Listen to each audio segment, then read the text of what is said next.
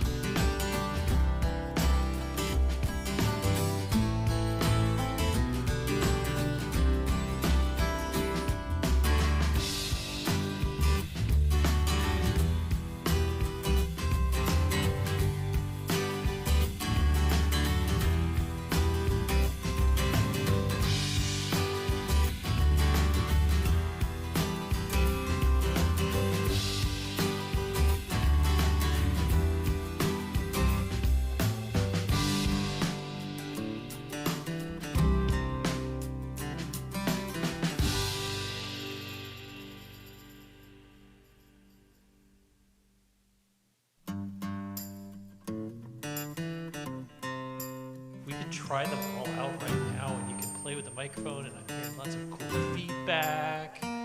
But I'm sure you'll solve that because you're brilliant. Okay, I think we're good, at least on mine. You guys want to try out your microphones? Hello, Terry. Hello. Testing 1, 2, 3. Testing 1, 2, 3. Hello, Mark. Should be good, right? Should be good. Okay. He said hello to you. He said, can we be friends for a day?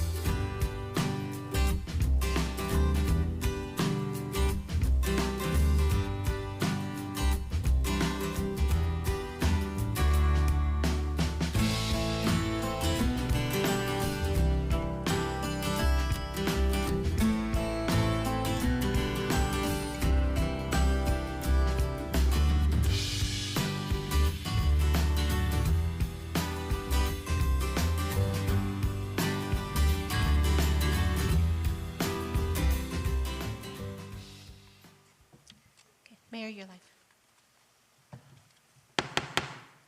Good evening. The time now is 5:33 on September 24th, 2025. I would like to start with a special meeting, closed session. The meeting called to order. So roll call, please. Thank you, Mayor. Mayor Nguyen, I'm here. Vice Mayor Monzo, I'm here.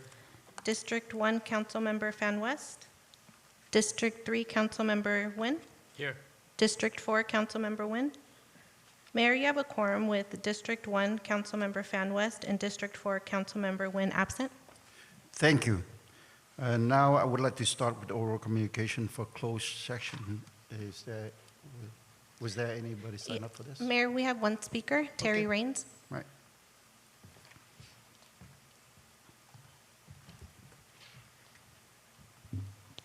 If I had $1 for every time they took a roll call vote for closed session and it was Amy Fan West and Nam Quan Nguyen absent or late, I'd be rich. I was surprised when the original meeting agenda was posted with no closed session items, given the many public threats of significant exposure to litigation made in recent weeks. So I was not surprised to see the special meeting agenda posted yesterday, but I was surprised to see just one case of potential litigation listed, item A. Inquiring minds want to know, who and what is the basis for this potential case? Tony Bowie, Terry Raines, Joe Devine, Joseph No Key, Andrew Lee, Mayor Nguyen, council members Amy Fan West, or Nam Quan Nguyen. If any of the latter three, recusals are mandatory. Are the facts and circumstances known to the potential plaintiff? Government Code 549-56-9E2 states facts and circumstances including but not limited to an accident, disaster, incident, or transactional occurrence that might result in litigation against the agency and that are known to a potential plaintiff or plaintiffs, which facts and circumstances shall be publicly stated on the agenda or announced. Accordingly, rather than provide another vague response of the city is in compliance with the Brown Act, Mr. City Attorney, I hereby request that you publicly state here before you enter closed session whether or not you opine the facts and circumstances for this potential case are known to the potential plaintiffs and provide your reasoning for such opinion. If known, I hereby request a closure of the facts and circumstances pursuant to 549-56-9. I'm also requesting that city attorney report out now if any members of this council will have to recuse themselves for this potential litigation discussion. I am certain of one thing. Westminster voters must replace the mayor and 2 problematic council members in the 2026 election. This will substantially reduce the threat of litigation against our city. FYI, I cannot see the clock, the timer, so we need to reposition it because of where the TV is. I have no idea if I have time left because I can't see it. 1 minute left. Oh, gosh, I have a minute left. Well, then I'll keep talking. But yes, we need to move that before we get to regular agenda comments. And like I said earlier, the number of closed sessions where those two don't bother to show up, or if they show up that they're late, is problematic. It's obstruction of government proceedings. It's obstruction of justice by way of legal proceedings that are usually discussed in closed sessions.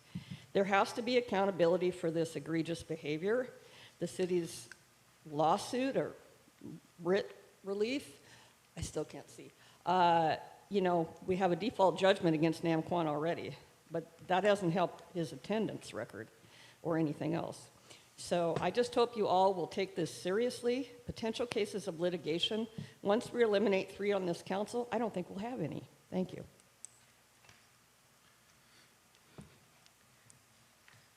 No further speakers, Mayor. All right, thank you very much. At this time, Administrative Assistant, would you please read the item that to be discussed in the closed session, please?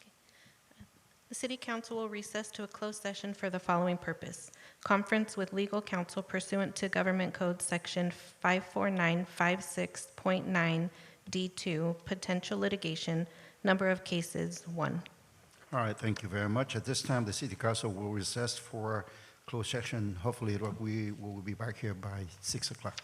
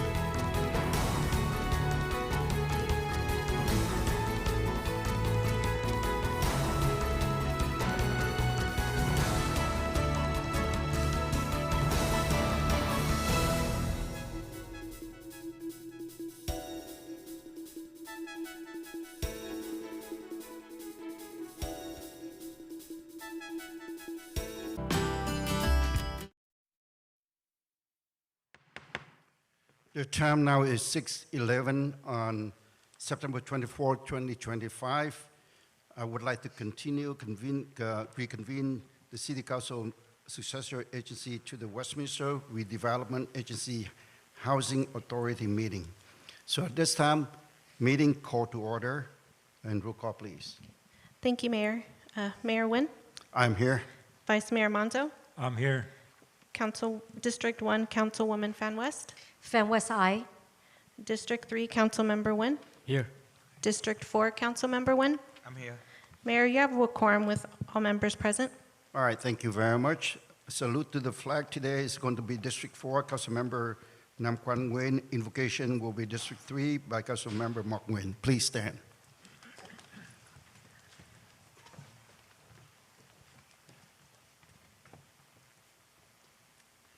Ready and begin. I pledge allegiance to the flag of the United States of America and to the republic of which it stands, one nation, under God, indivisible, with liberty and justice for all. Please remain standing.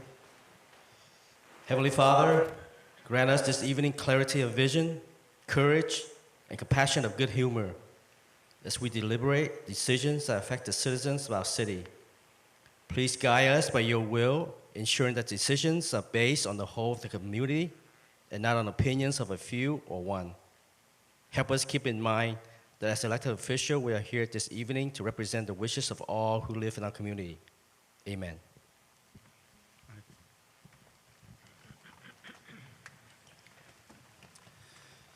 Thank you to Councilmember Nam Quan Nguyen and Councilmember Mok Nguyen for salute to the flag and also invocation. Next is City Attorney closed session report, please. Yes, so we did meet in closed session to discuss the one item of potential litigation. There's no reportable action that was taken during that meeting. Thank you. City Attorney and Mayor, if I want to remove an item, do I speak now, City Attorney? No, not right now, not right now. We'll wait until later. Export communications, including SB 1439, Report 1 require. So do we have anything on the dais here? Hearing none, seeing none, so moving on to City Clerk report, please. Thank you, Mayor. There's a late communications memo for agenda item number 4.2 for council's consideration and approval. The memo reflects corrections to the draft ordinance. The memo has been presented to all of you, posted online for the public, as well as outside in the front lobby. That concludes my report. All right, thank you. Next is City Manager report, please. Thank you, Mayor and members of the City Council and everyone in attendance tonight. First, I'd like to introduce our newest member of the Westminster Police Department K-9. This is Taz. You can see a photo of Taz. So Taz was born on November 24th, 2024 in the Netherlands, where he underwent extensive training. He is a breed related to the Malinois, and I can't pronounce the breed, so I apologize. Taz and his handler is Officer Gurkanich, and they'll be attending a 6-week local training course before they are certified for patrol work. This training includes rigorous exercises in obedience, agility, retrieval, apprehension, guard work, and protection. The funds for acquiring our newest canine were made possible by a generous donation from a longtime resident of Westminster, Diana Carey, and former council member. Once Taz and his handler are fully operational, the chief will arrange an in-person introduction for Taz at an upcoming city council meeting. So welcome, Taz. And outside, you may have noticed the colorful carnival rides getting set up at the Civic Center, and that's because our fall festival is happening. It kicks off tomorrow, less than 24 hours. It takes place this weekend, September 25th through 28th, and each day of the festival offers something special. On Thursday, tomorrow, we're starting with our cultural night, celebrating Hispanic Heritage Month, and we'll also have a loteria game happening as well tomorrow. And on Friday, we have TGI food trucks bringing a variety of delicious food truck options.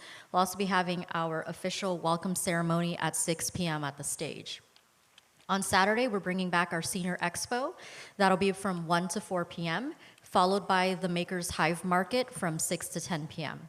And on Sunday, the festival wraps up with the Dreamers Market from 12 to 4 p.m. The festival will also feature carnival rides, games, drink garden, and live entertainment all week long. So for the full schedule, discount ride tickets, more info, follow the city's Instagram, Facebook pages, and of course our city website. And that concludes my report for tonight.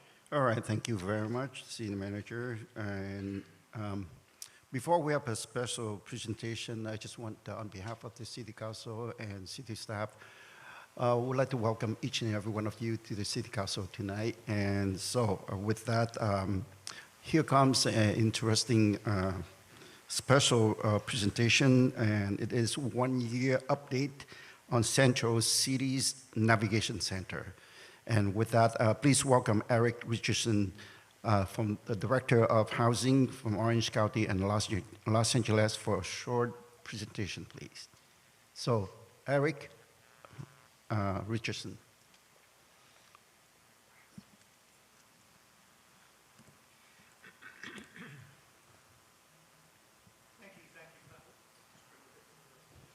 Thank you for that introduction. I also want to introduce Daniel. Daniel is the program manager for the Central Cities Navigation Centre and key really in the delivery from day one when we first opened. He's been there and done a fantastic piece of work. So it's a combination of us both doing the presentation. Haven't got a clicker, so unless there's one here somewhere, I'll move it to the next slide if we can, please. Okay, so oh, there we go. That's better for my eyes. So as we know, we opened on June the 12th, 2024, September, and these details are to yesterday, September the 23rd, 2025. All we wanted to do is give you an idea of some of the information of client data that we've had of who've stayed on the site. And so I'll hand over to Danny to talk through those numbers. Hi, good afternoon, everyone.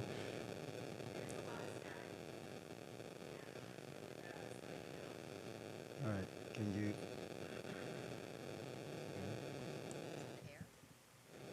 There we go. There we go. There you go. So, since opening the CCNC, we have enrolled a total of 407 clients, 88 specifically from Westminster. We've housed 42 clients overall at CCNC and 15 from Westminster. Other outcomes include clients returning to family, moving to sober living facilities, employment, and some clients that just, they go AWOL, they go missing after 72 hours at the site. All showing steady progress and, always trying to put our clients back on our feet. Just to talk a little bit, to give you some more detail for anybody who isn't aware. So what we have Can you is, closer to the mic, please? Yes, of course, sorry.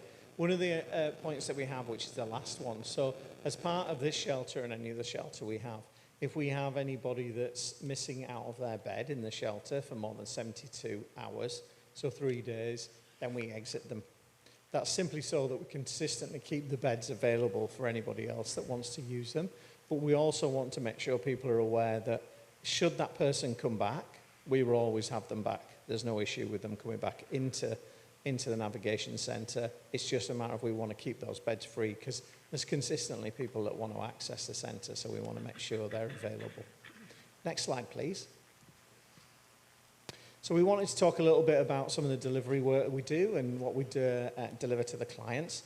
So the first thing we do when a client comes into the CCNC is that acclimation. It's getting them used to the centre and walking around the navigation centre to make sure they understand where all the facilities are, what their responsibilities are, and what our commitment is to them as clients as well.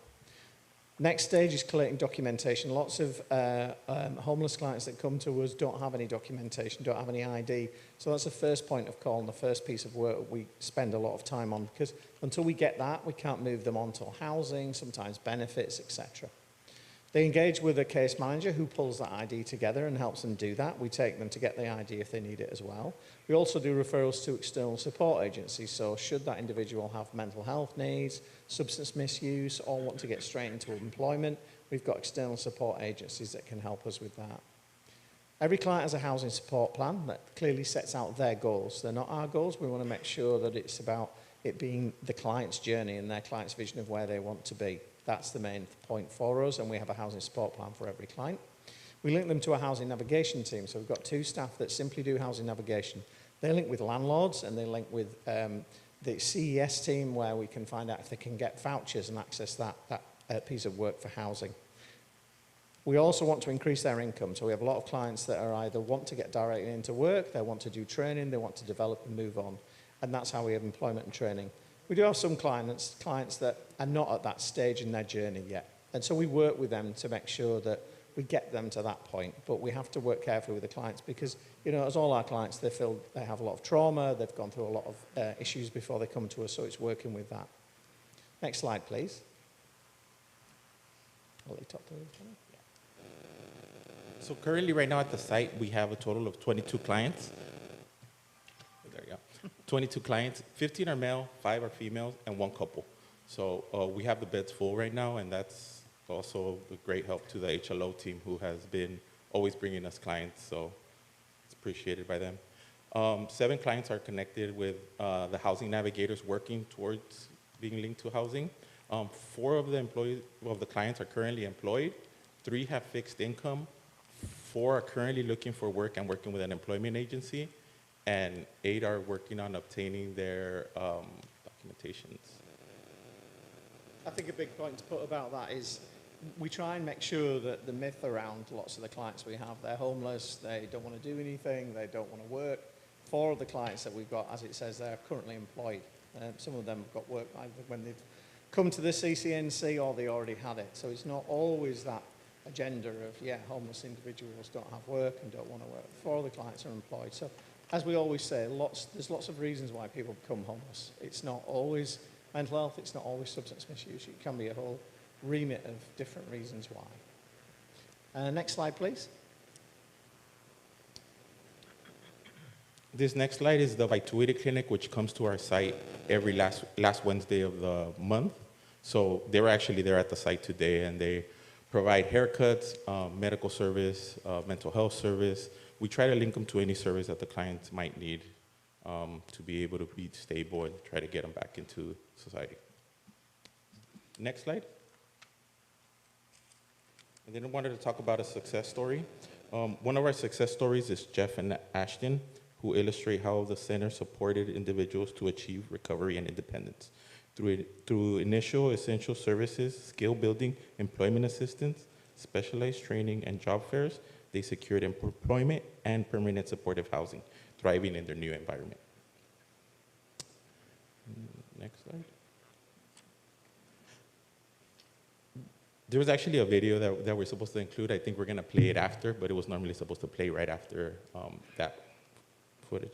So this is our last slide, so just wanted to thank everybody, thank the City of Westminster, the Homeless Liaison Outreach Team, and the Police Department for their collaborative work with us, and thank you guys for supporting the shelter.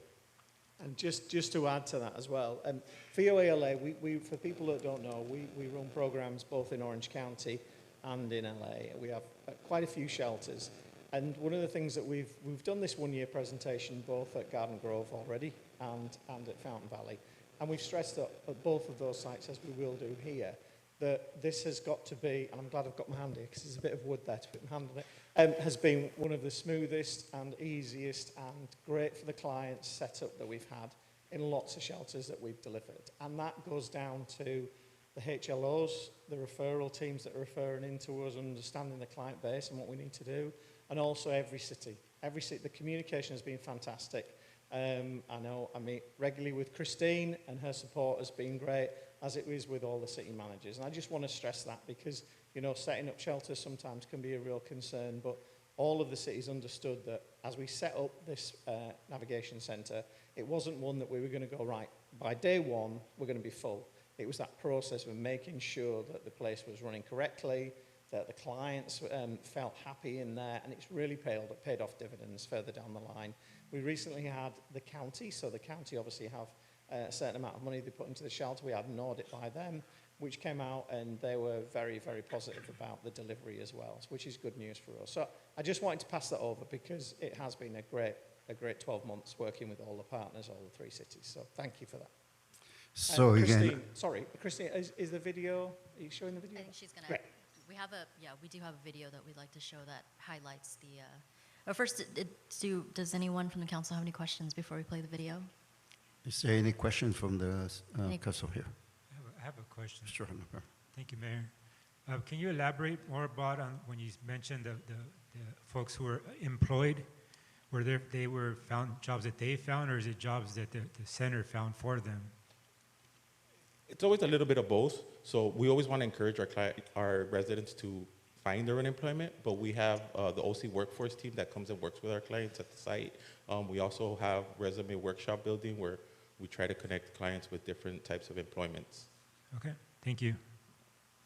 Any other questions? If not, on behalf of the city council and also city staff, we'd like to thank you for taking your time to come out here and updating us. Time flies. It's just like yesterday, and now it's already 1 year. And then we appreciate for your update. And hopefully that you come back for the next time, and then we can have more update on this. Thank you. Sorry. All right. Thank you. Sorry about that. So we do have the video to show real quick. All right. Just want to make sure it populates. Okay. There's another Can we have that video. slide to present to us? I mean, can we get a copy of the slide as well? Is it possible? Yes. Okay, sure. thank you. Oh, yes, we can definitely get you that. We'll also be posting it on the website on our Navigation Center webpage as well. So. Okay, thank you. And if any of the council members wanted any more detail afterwards, or you see the presentation, you want to ask any more questions, I'm sure Christine won't mind sharing out my email and Daniel's email in case there's anything afterwards that you want to ask us or get more information on. So you want to play the video right now? Yeah, but it's not. Good. Is it not showing up on there? It's not showing on the screen. All right. Not yet. Please hold while we're experiencing technical difficulties. While we wait, I have another question. I know we had resources there for pets. Do we have any pets at the facility? Yeah, we currently have 10 dogs right now. 10 dogs? For a good little bit, I had like 8 cats too, but right now we've been able to house everybody who has a cat. All right, thank you. Just while we're still waiting, just talk a little bit about pet. I'll go as soon as it comes off. Just to talk a little bit about pets. We get a wide range of pets, but we obviously have to be very careful about what we have in the centre. Thank you. Just wanted to let you know we're still waiting for the video. Here we are.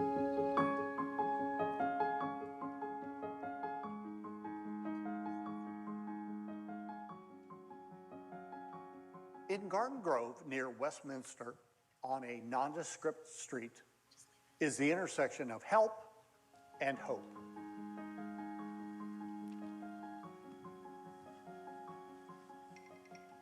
Behind the grayish walls of this building, there is a collaborative effort between the County of Orange and the cities of Garden Grove, Westminster, and Fountain Valley to deal with the issue of people who are unhoused and seeking help.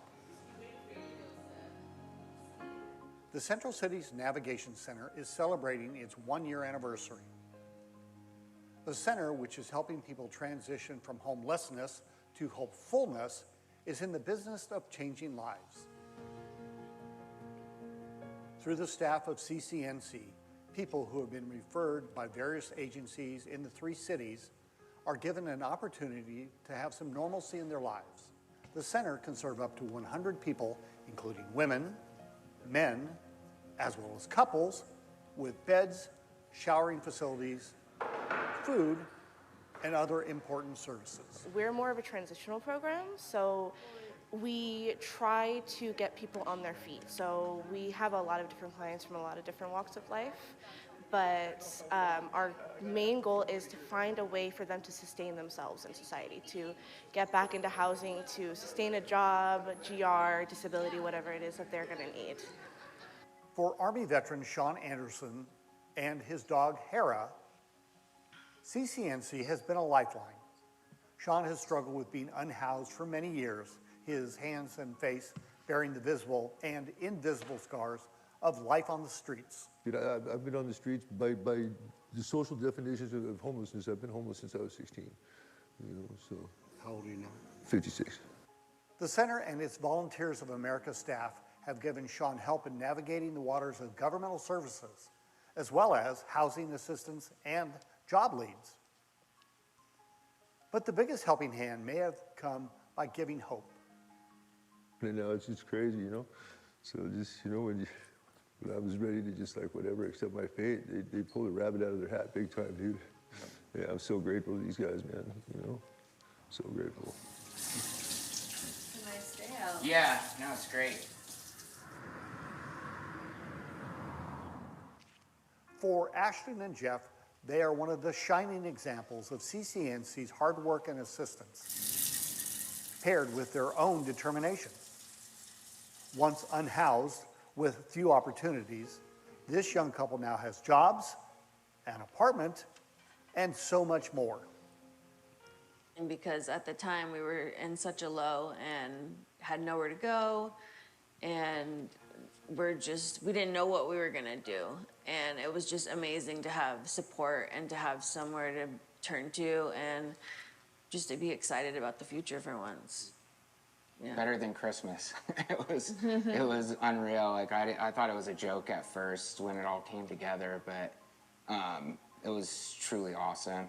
The feeling, you know, at the end of the tunnel. It was a lot of work, but definitely without their support, I don't know if we could have done it. CCNC's success stories like Ashton and Jeff's are on the rise, and with just a year under its belt, the center's impact in helping the issues of being unhoused continues to be felt in the partnering cities of Garden Grove, Fountain Valley, and Westminster. We are so proud to be a part of the collaboration between our three cities to help meet the needs of those in our community experiencing homelessness.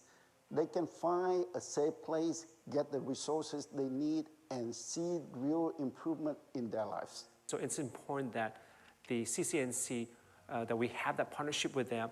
It helps us address them from being on the street, not having a place to be safe, not a place to be cared for, and to be fed, and also safety as well. To have people come through the Navigation Center, find the wraparound support and services they need, get back out into the community, perhaps with a job, perhaps in supportive housing, to live life again, that's when we know we have success, and it's all really about hope. And that hope had many helping hands along the way, especially from the County of Orange. Through their active role, the county has provided invaluable assistance and funding for more than 10 years. Without the help of partners like the County of Orange, the success and reach of the program could not have been possible.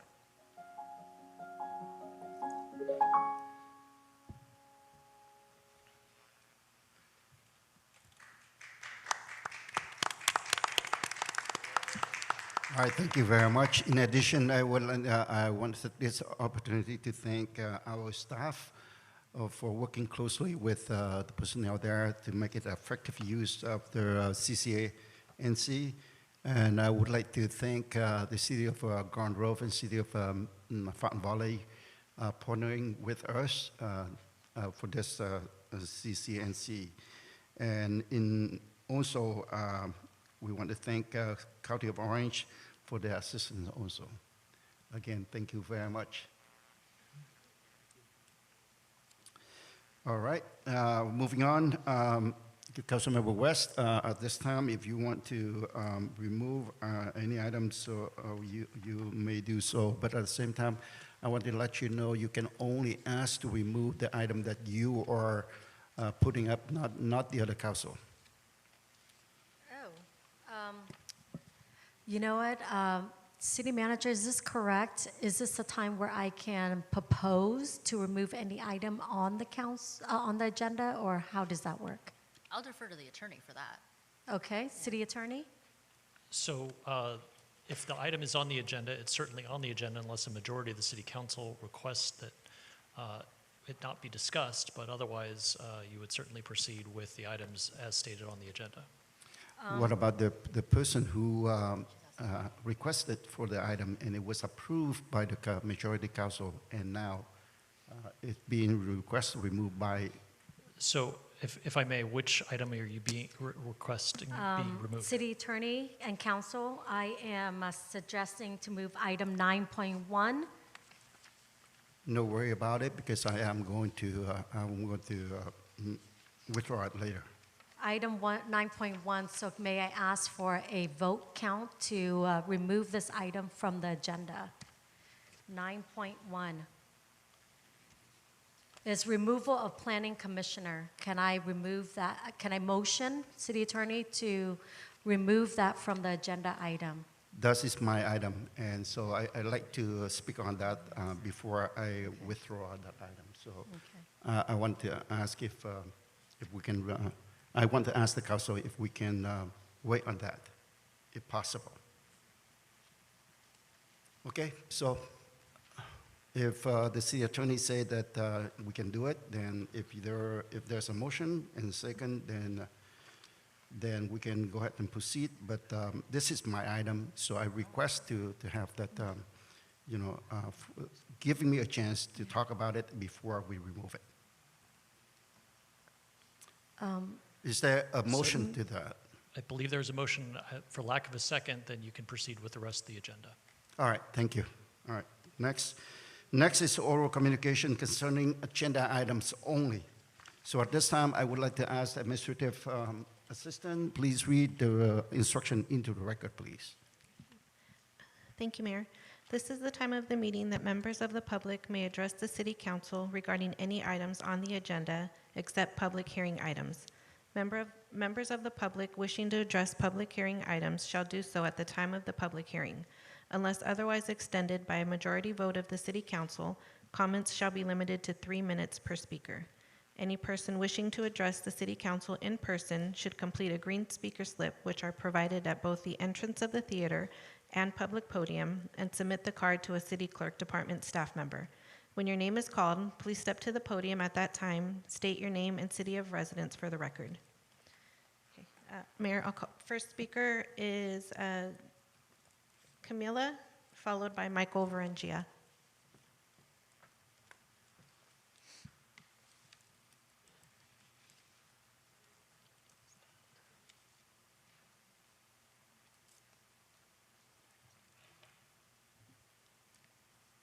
Good evening, Council. So honestly, I thought I was going to have to show up here and use my First Amendment right and argue on grounds of petition for redress based on the acts of Amy Fan West, but it turns out I just needed to wait for you to release the agenda, and then I could look at the items that said council member, or council thief, we should call her, put on this agenda with regards to the flag.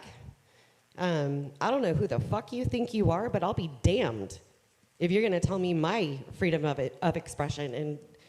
And who do you think you are? And then you want to label Viet Rise for communist propaganda. Again, who do you think you are? I do not think you realize the beast that you have awoken when you come for my rights in this city. Second to that, all of this is akin to embezzlement. And I'll remind you of what line 44 in your diversion program says. Just for the record, let's go ahead and pull it up, right? Because I need for you to be so for real, Amy, that you think that you get to come up here and come after our rights. Who do you think you are? Line 44. Commit no new misdemeanor or felony law violations. I would Mr. Mayor, how's this pertain to Viet Rise? No, not yet. I did just tell you exactly how it does. That's the diversion, my court case, so. I'm addressing you, Amy, and I'm different. doing so based on my First Amendment to petition this government for redress. City attorney? Because I would also argue. Please, hold on. What item that you're talking about? The one about the flag, the one about Viet Rise, and then the other one is about voter identification, because it all ties into embezzlement, which are crimes of moral turpitude, and that's why I brought it up. Because I would also like to address with you why it is that you think that you get to steal from this city. Why is it that you held a rally or a memorial at Freedom Park?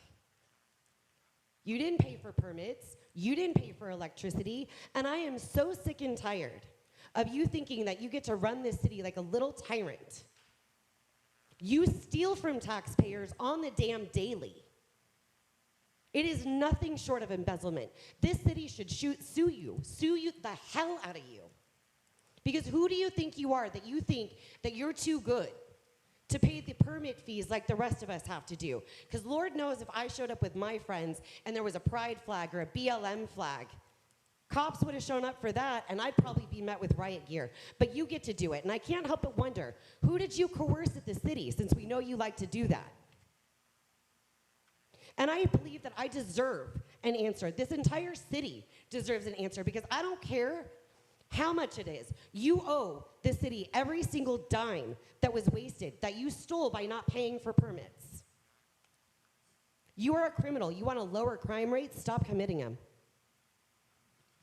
Mr. Mayor, may All I right, address can you hold on to the... briefly? Yeah. Thank you, when Mr. we're Mayor. done with the, Number one. Can you hold on when we afterward? finish with the oral communication? And Yeah, I absolutely. will have time for you. Okay, we can do it at the end. So before you call on the next speaker, I would like to remind you that we would like to hear what you are saying. We would like to hear your opinions, but please refrain from using any profanity language, as we have kids who are watching the city council meeting. So, for extra credit, and we don't want them to, to look at our city, with this kind of language. So anyway, at this time, we can go ahead and call for the next speaker. Next speaker, Michael Varengia, followed by Mai Dao.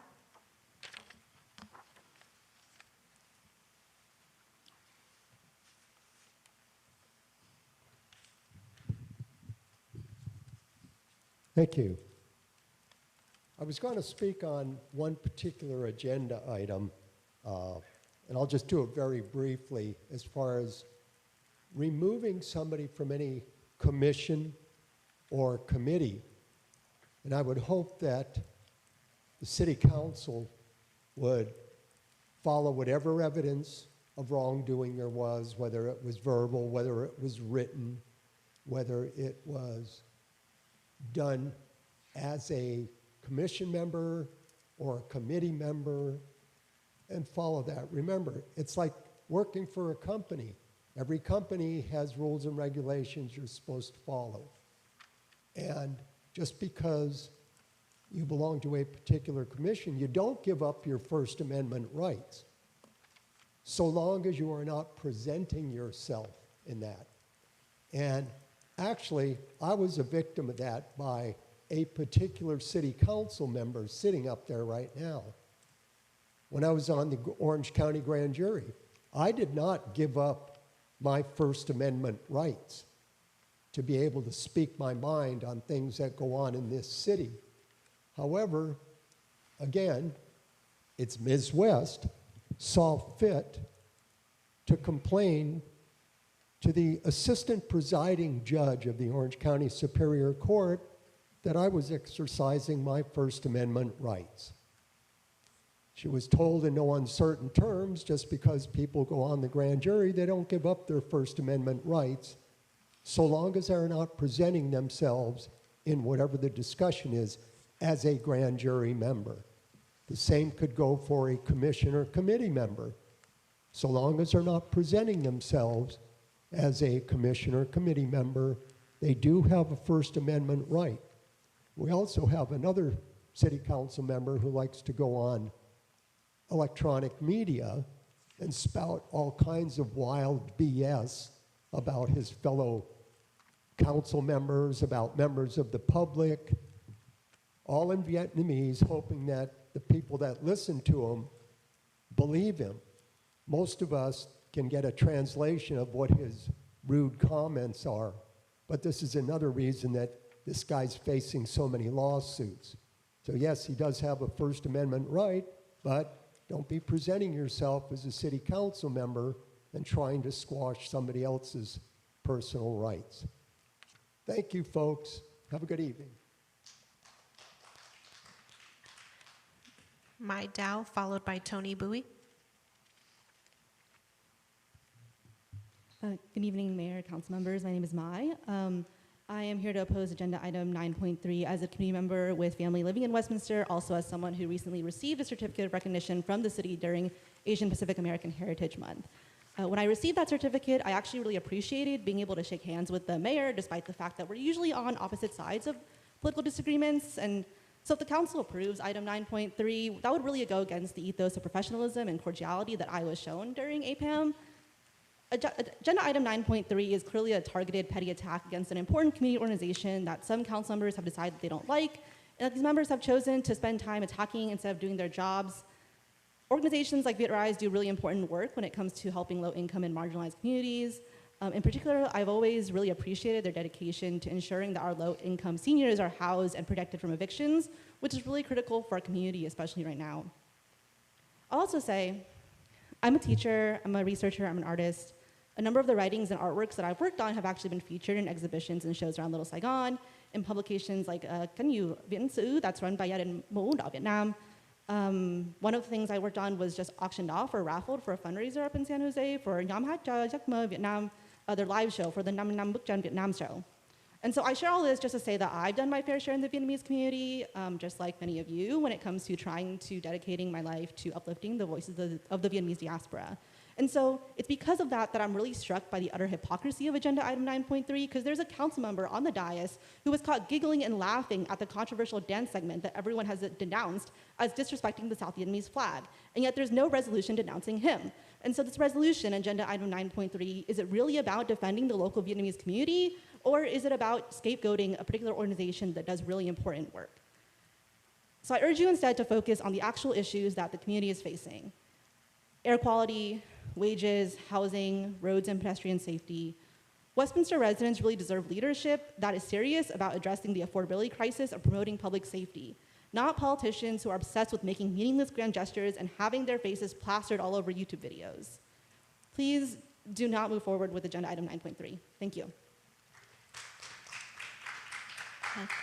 Tony Bowie, followed by Jessica Lostanow.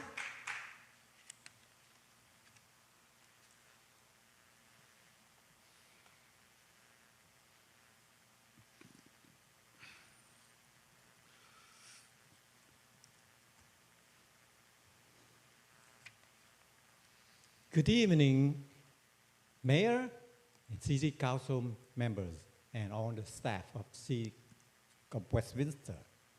Look at the seal in front of you. They have All American City.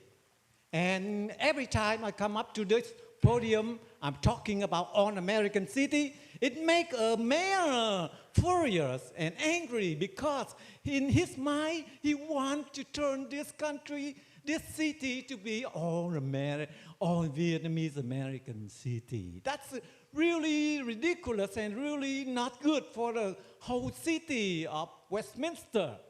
That is why I get shut down by 9.1 by that dictator. And he don't want to remove that 9.1. That is why I have a chance to talk to defend on mine. Last Sunday, I met Mayor at Linda Sandwich Restaurant. And he told me he want to meet me at 11 o'clock. I said, okay. And 10:30, I want to change to Renato. And he said, okay, he will be there. But then 10:32, he sent a message that due to emergency with my wife, I cannot make it. You see, you lied to me to the core. I want to meet you to tell you that I will withdraw peacefully.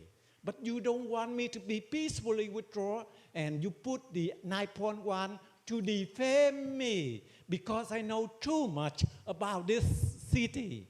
I know that you have colluded with who? With the entrepreneur at the OC Entertainment for a permit. And now that entrepreneur, that businessman, he moved to Pennsylvania. And now you go up there to have a special raising fund supported by him. That is colluding power. And this colluding will be investigated by the FBI. And your role to congressman will be deteriorated. Mr. Mayor, this is the time I have to tell all. On or die. Because Charlie Kirk, He died because he's talking too much. And now I'm talking a lot to make American great again and make city of Westminster great again, because this city belongs to all American people here. You, all of you, have to raise up and be challenged the position of mayor rather than sit there. I challenge you to bring on up the violation I have. Your time Thank is you up, very sir. much. Your time is up. Jessica Lostanow, followed by Jody Boyd. Hello, I'm here to speak on 3 items, and I want to begin with 9.3. I read the agenda, and it generalized what happened at the event with Viet Rise, but there were no specifics about what was said that was so offensive.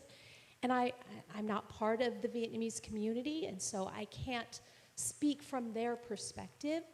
But I do recognize that it did happen in a neighboring city, and it did affect people in this city, so I can definitely recognize that. But we also had something happen in a neighboring city, Huntington Beach, and it did affect people in this city. At the Charlie Kirk Memorial, the event was marred by Active Club and Patriot Front white supremacists chanting, "White men fight back," marching through the streets with their faces masked. That was intimidating. That happened in a neighboring community. Yet there's no mention of that. So it seems a little hypocritical to go against Viet Rise for whatever they said. And I don't know what it was, and I don't come from that community, but I am saying it's interesting that that is being condemned potentially by City Council, but not the white supremacists that marched in Huntington Beach recently at the Charlie Kirk Memorial. The next item I want to talk about is the opposing any actions that dishonor the American flag. I was unaware that this was happening in Westminster. In my community, American flags fly high and they fly proud. I've never seen anyone in Westminster dishonor the American flag, which makes me wonder why this is on the agenda. But then I thought, well, recently our mayor has been accused of dishonoring the flag. But from what I understand, and I don't understand exactly what happened on that day, but even if it was a, quote, dishonor, it was accidental. It wasn't intended to dishonor the American flag. So it makes me feel like this is on here to attack our mayor, perhaps because he's running in opposition to another council member for an upcoming political race. The final thing that I want to talk about, if I have time, I don't know if I have time, is the support for the use of voter identification. I just want to tell you why I'm opposed to this. If this were to happen here in the US, there would be people who couldn't vote who should have the right to vote. It's inevitable because people will lose their ID. People will not be able to get ID because they can't get transportation or they can't afford the ID. But people won't be able to vote, and to me, that is our, thank you. Your time is up. Thank you. Thank you very much. Jody Boyd, followed by Donald Link.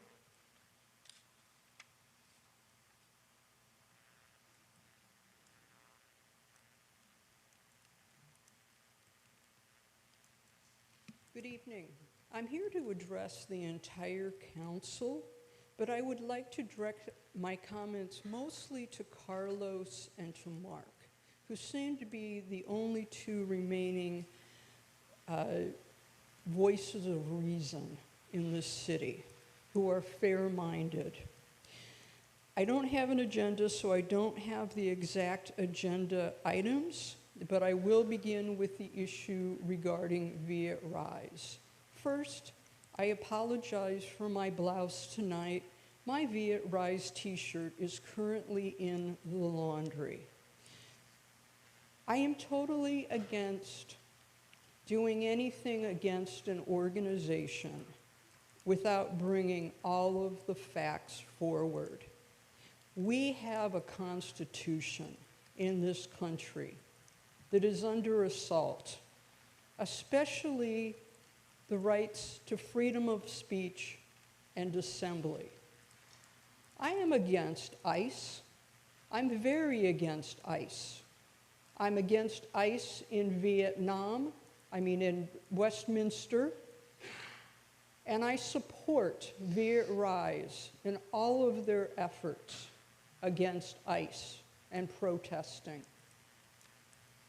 The other thing that is also being done under the cover of darkness, which is the other agenda item, is your actions against Tony Bowie and trying to remove him. Again, you have not presented a case or any evidence for the people to see and judge. And you were all elected to represent the people, not yourselves, not your own special interests or special interest groups. You are being incredibly unfair. And we need to say no on these two items. The other item that I would briefly touch upon is regarding the ADUs. I am very opposed, and I do not understand why junior ADUs or JADUs would be somewhat limited in the types of zoning areas where they can go. I live in a junior ADU because it's the best, most affordable, safe place that I can live. There are many other elderly people and single people that would benefit from smaller junior ADUs. Let's help truly ease the housing crisis for the people that need it most and allow more junior ADUs. I think your time is over. Thank you for thank you. listening.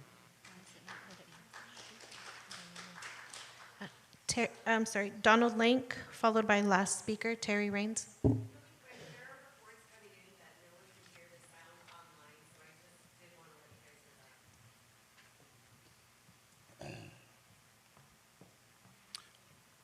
Please start.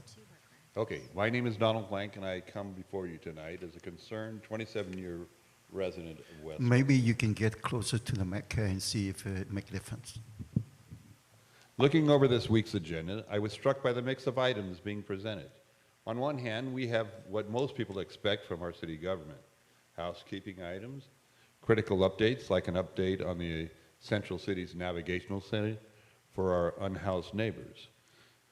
Also, agenda item 3.2, the retention of emergency coordinator Anna Burton, approval of agenda items 3.3, 3.5, 4.3, and approval items of 5.1, 2, and 3. These are local matters that directly affect the quality of life in our community. On the other hand, several items appear to be less about Westminster's municipal responsibilities and more about advancing personal and political positions. Specifically, agenda item 9.2, 9.3, and 9.4. I'm referring to the resolutions on voter identification, the condemnation of Viet Rise, and the resolution concerning the American flag. With respect to 9.2, we should take notice that the costs of the city of Huntington Beach. I understand that voter ID is an issue being debated at the state and national level, but the simple fact is Westminster has no authority to make or enforce election law. That responsibility rests with the state of California and the county register of voters. So what happens when this council spends taxpayer resources on matters outside of its jurisdiction? It means legal staff, administrative staff are drafting, reviewing, publishing resolutions that have no practical effect on how elections are run. It means hours of council meeting time are spent on symbolic debate, while real local concerns are pushed to the side. And it does have a cost: staff salaries, attorney review, public notices. All of this adds up sometimes to thousands and up to millions of dollars without producing a single pothole fixed, street repaved, or park improved. If the council wants to take a personal stand on voter ID, members are free to do that as private citizens or candidates. But as a governing body, I believe your responsibility is to focus on Westminster's needs, not Sacramento's debate and Washington politics. Now let me be clear. I deeply respect the flag. I value our democracy and understand the importance of historical truth, but questions whether the role of the city council is to spend valuable meeting time debating state and national politics talking points, issues that do not directly address our city's infrastructure, public safety, economic health, or quality of services. As residents, we come to these meetings hoping to hear about matters that impact our daily lives, fixing streets, improving parks, I keep saying the same things, supporting small business, ensuring All right. fiscal Your responsibility, time and is up, making sir. sure taxpayer dollars are spent wisely. Sir, your time is up. Sorry about that. Thank you. Lynn Nguyen, followed by Terry Raines.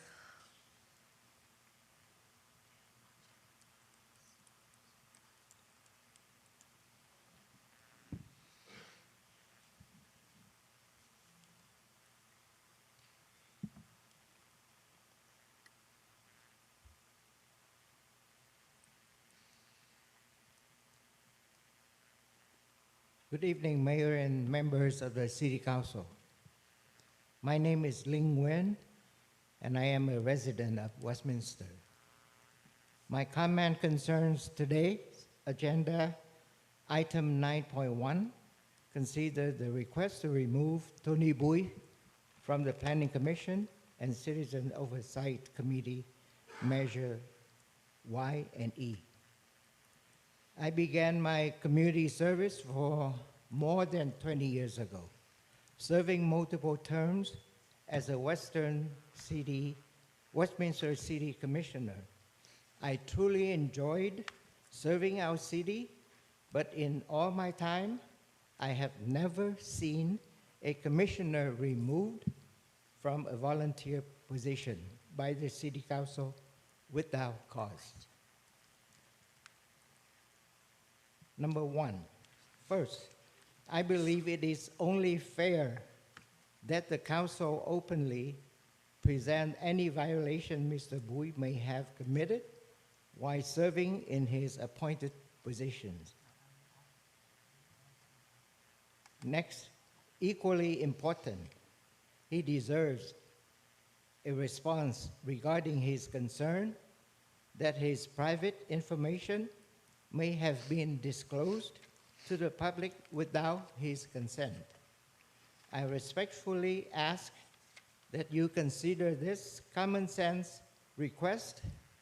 Doing so will help ensure fairness and prevent discouragement for future volunteers who wish to serve our city and our community. Thank you. Last speaker, Terry Raines.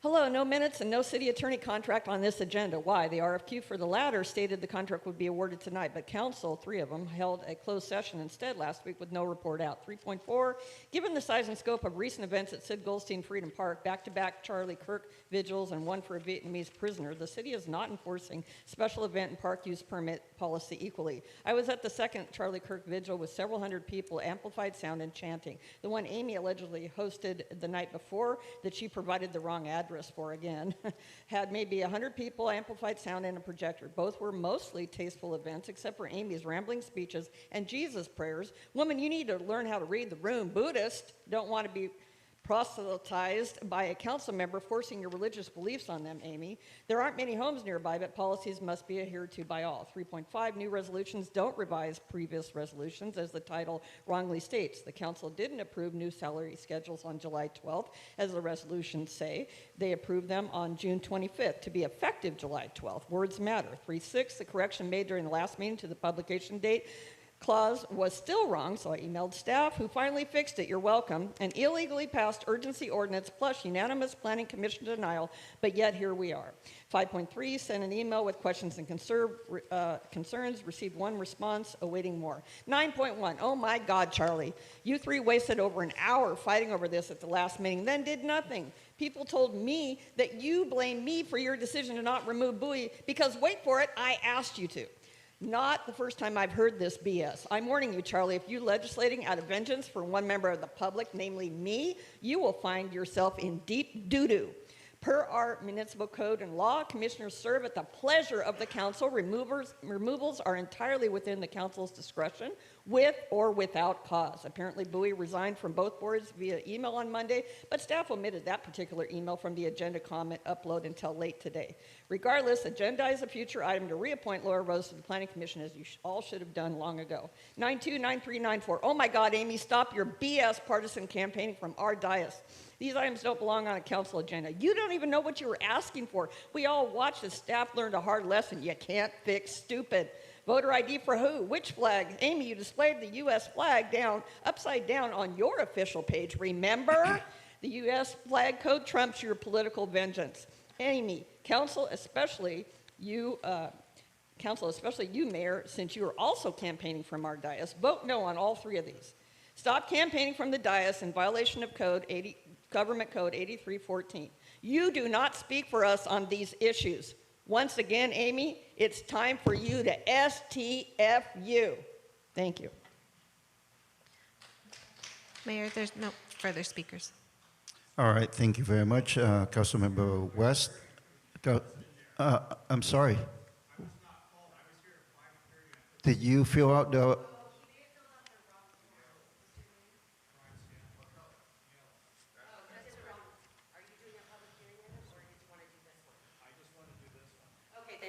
Okay, then why don't we allow him to go ahead? Go ahead, please. So switch different color now. No worries, no worries. We're here to hear you, your opinions. So. Thank you. My name is Brian Stanley. I actually live in Santa Ana, but I spend a lot of time here in Little Saigon, Westminster. I've been coming here for 15 years. I lived in Asia for 20 years. I became an American citizen in 2000. So I've been a U.S. citizen for 25 years. I appreciate hearing Mr. Bowie talking how American he was and how riled up he was for red, white, and blue. So I appreciate that. And that's why I actually came here, not hearing what he was going to say, but I was involved with putting the signs on the freeway, Little Saigon Freeway. I'd like to see a sign welcoming people when they come into Westminster saying, "Welcome to Westminster, Vietnamese American City or American Vietnamese City. We welcome you here to learn about what we have to offer, assimilated people." You know, the problem also I see in this whole region, in 1990, Dr. Xu, a Taiwanese doctor, she set up a policy for the Diamond Plaza. Everything has to be in English first, then your native tongue. English brings money, native tongue pushes money away. We want the Hispanics, the blacks, the whites, the Israelis, every race, we want to come down here and spend money. My son, who is half Vietnamese or half Excuse me, what item on the agenda that you're talking about? Right now, we are talking about the agenda item. I'm not talking any agenda. I put a form in to come up and talk. Then you have to wait until the oral communication for the non-agenda item. So I can't Later, yes. So, all right, thank you. All right, appreciate that. So, Councilmember West, I am now open up for your brief comments. Thank you, Mr. Mayor. Staff, is the Freedom Park, the light is on all the time, is that correct? Are you trying regarding to the respond comments. to that, or you are asking different questions? No, I'm asking staff if that's correct. The Freedom Park, I mean, is the light At this time, always we are on? not talking about that. Please respond to. I am responding. That is my answer. That's it. Staff? Go ahead, Jake. Yes. Good evening. Can you specify what light at the Freedom Park? Just a normal light. Is the Freedom Park always have light on? Yes, we do. We do have a safety 24/7? lighting. Not 24, not in the morning, not in the daylight. So they come on as there's a timer. Of course, Yeah, yes. so there's a safety lighting and also the bollards are lighting. So it's automatic from when it's hit Yes, dark, it lights on, That's right? right, yes. Okay, perfect. And I just want to briefly address one of the comment from a person that came up. I did not use any staff money for Charlie Kirk Memorial Visual. It is out of all volunteer from people in the community. So there's no money that was associated, and it was under 100 people. So thank you. All right, thank you very much. Please, please, please. We listen to you, and at this time here, the council will comment. So please, please, please. I ask you not to, please. You are interrupting the city council meeting. I give you the first warning, please. Okay? I ask you to, this is the council meeting, and you already have your chance. Can you wait until the time that your public comment again? No more, please. Why is she allowed to steal? Okay, I ask you no more. Why is she allowed to steal? Okay, this is a second warning to you. If you continue to speak when it's not part of your meeting, you'll be required, it is illegal to continue to speak to interrupt a meeting. We're trying to get something done. So either you have the option to wait your turn, or you can be required to leave. Thank you. I ask you to refrain your comment until oral communication, please. Thank you. So, thank you. It's my brief comments. There's a lot of accusations flying around. So I would like to ask for your patience and follow what is out there, and so make a judgment for yourself.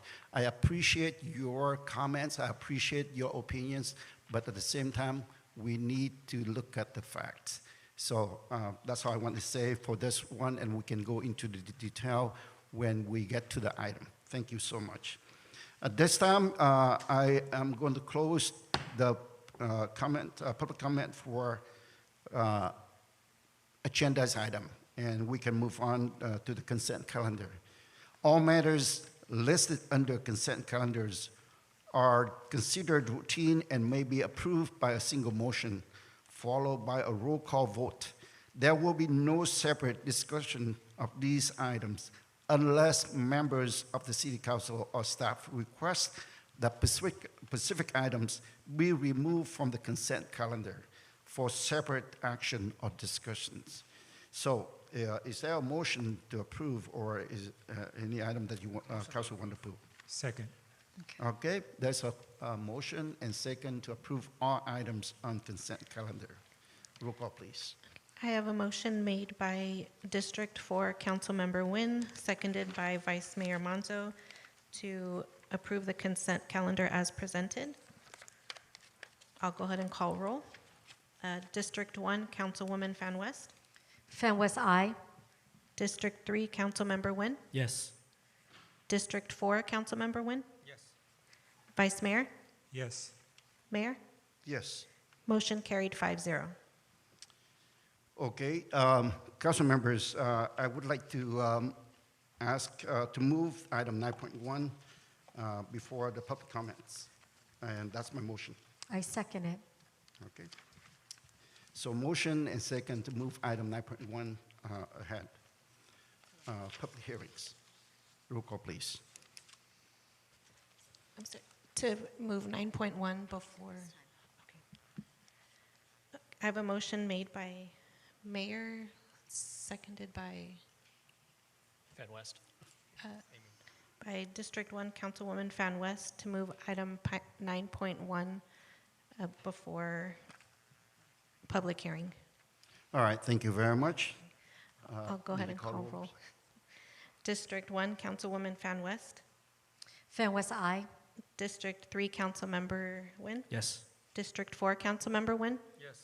Vice Mayor Yes. and Mayor. Yes. Motion carried 5-0. So this item is my item. I just want to let you know that this item was on the agenda, agendized at the last meeting. It's not at the last minute here, just like somebody just told me that, because I want to take revenge, that's why I have this item on. No, it was tabled from the last council meeting. So let me take this opportunity to say a few words about this item. First, I want to apologize for the confusion at the last meeting. If my points were not clear, there was mention of a claim that was filed by Mr. Bui in late July, and accusations made to me that I placed this item on the agenda because of that claim. It was not because of the claim, and the claim should never have been discussed in length as part of the item at the last meeting. I had been going back and forth about whether I should agendize an item to consider Mr. Bui removal from the planning commissioner for a while now. As far back as June, I did not take the decision lightly to put the item on the agenda, and I want nothing more than our commissioners to succeed. However, it is important for our commissioners to be good and for representatives for our communities and the council. This is not a trial for Mr. Bui, so I do not need to disclose my reasons for considering his removal. Our commissioners and committee members may disagree with the city council, and we do not expect that our commissioners will vote the same way or have the same opinions at the city council every time. However, we do have an expectation that our commissioners and committee members provide a fair representation of our city's policies, procedures, and operations. We are a city that is growing and trying to attract new ideas and new developments.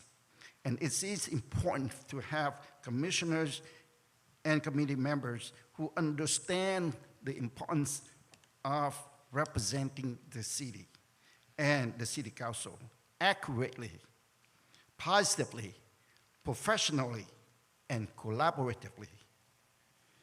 The city has received a letter of resignation from Mr. Bui from both the Planning Commission and the Measure Y&E Committee. And at this time, I want to thank him for his service to our community and wish him well. With that, since there is no action needed, I am withdrawing this item. Thank you. I second it. No, I'm withdrawing. need it. Okay. Do we need to call for that? There's no action that's required. There's no action. Mayor, Yes. can I just make a comment on that? When I withdraw the item, should we comment on that or no? It is on the agenda. I mean, Okay. if- All right. Okay, Vice Mayor. Thank you, Mayor. And for full disclosure and transparency, I just want to tell you, the public, that a while back ago, like the mayor mentioned, it's been some time. I expressed my concerns about Mr. Bui to the mayor, and he had the same concerns I had. But at the time, the mayor asked me, well, he let me know he wanted to speak to Mr. Bui and Councilmember Nam Kwan Nguyen about the situation and give him an opportunity to refrain from his what he was doing in his personal time, acting and presenting himself as a planning commissioner. That was one of my concerns, but my other concern was the way he conducted himself during planning commission meetings. And I felt that was we were under some risk of liability because of that. So I just want you guys to know that the mayor's comments about the time frame are correct. It just, the perception, it looked bad because later in time, there was a claim filed. So the public perception may have looked like something that was actually not happening. So I just want the public to know that his comments are correct. All right, thank you very much. And at this time here, we will go into the next item, which is public hearings. I just want to let the council members know that since we have a lot going on at the last meeting, I am going to apply the 5 minutes speaking policy. So we are going to have 5 minutes, and then I ask you to refrain that for the next council to talk about the item, and then we can go the second round. And after the second round, if we want to continue, then we will vote on that. So I would like to mention that to all the council members before we go into that. Today, we have 3 different public hearing items. And at this time here, I know that, and I ask City Council that during public hearings, no one leave when we are within that discussion. So at this time, I would like to take 5 minutes recess so that we can take a rest break or a coffee break, and then we'll come back. The time now is 7:21, so please be back here 7:26. Thank you.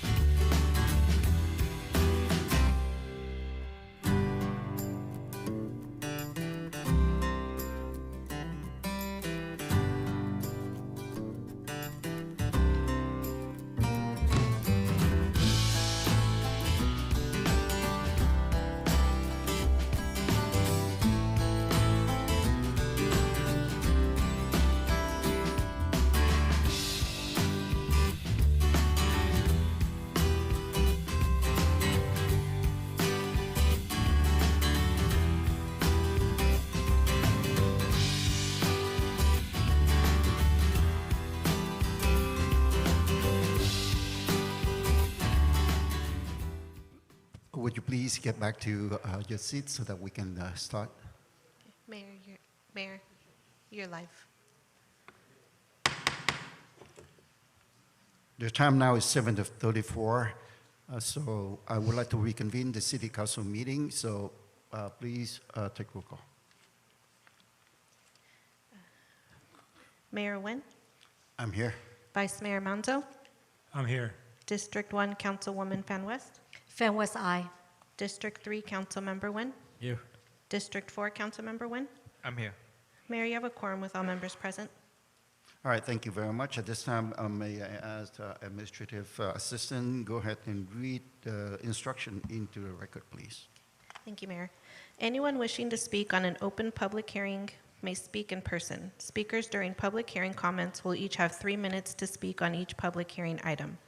Any person wishing to address the City Council in person should complete a green speaker slip, which are provided at both the entrance of the theater and public podium, and submit the card to a City Clerk Department staff member. When your name is called, please step to the podium at that time, state your name and city of residence for the record. All right, thank you. Our 4.1 public hearing, fiscal year 2024-2025, consolidated annual performance and evaluation report for transmission to U.S. Department of Housing and Urban Development. Before I ask for staff report, I just want to mention that to the council that the 5-minute rules are not applied to the public hearings item. So just want to let you know that. So may I ask for the staff report, please? Good evening, Mayor, Council members. My name is Michael Sun. Tonight, I will be presenting the fiscal year 2024-2025 Consolidated Annual Performance and Evaluation Report, also known as the CAPER.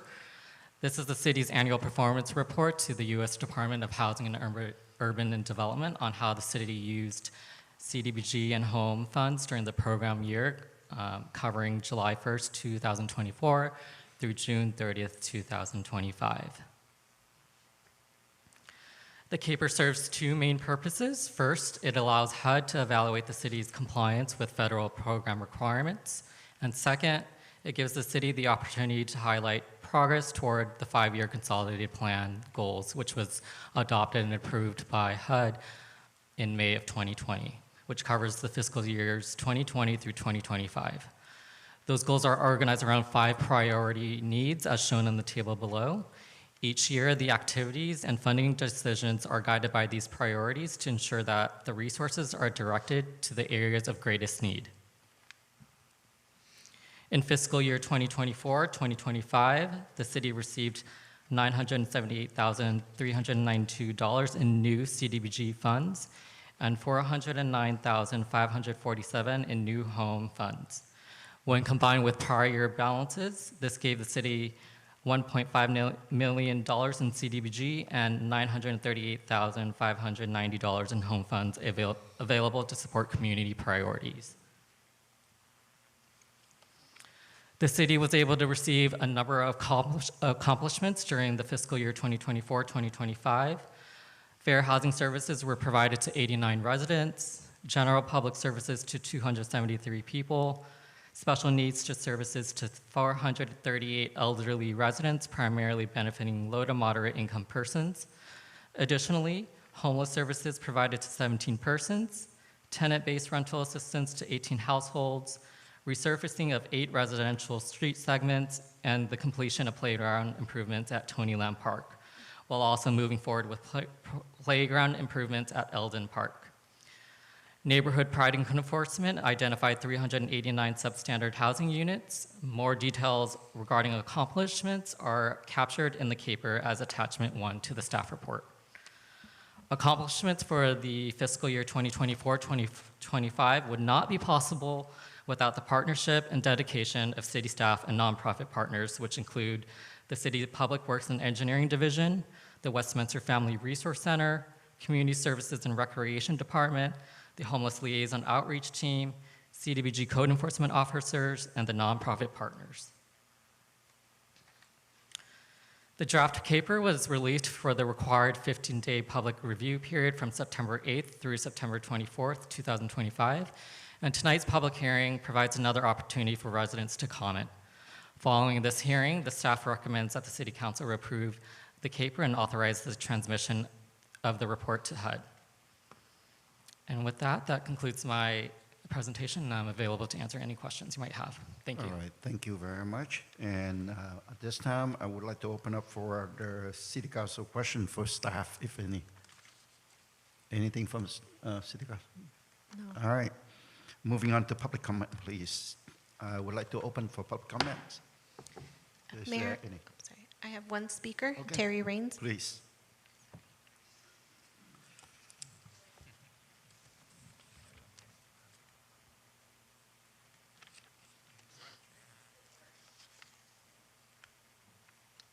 Time is up.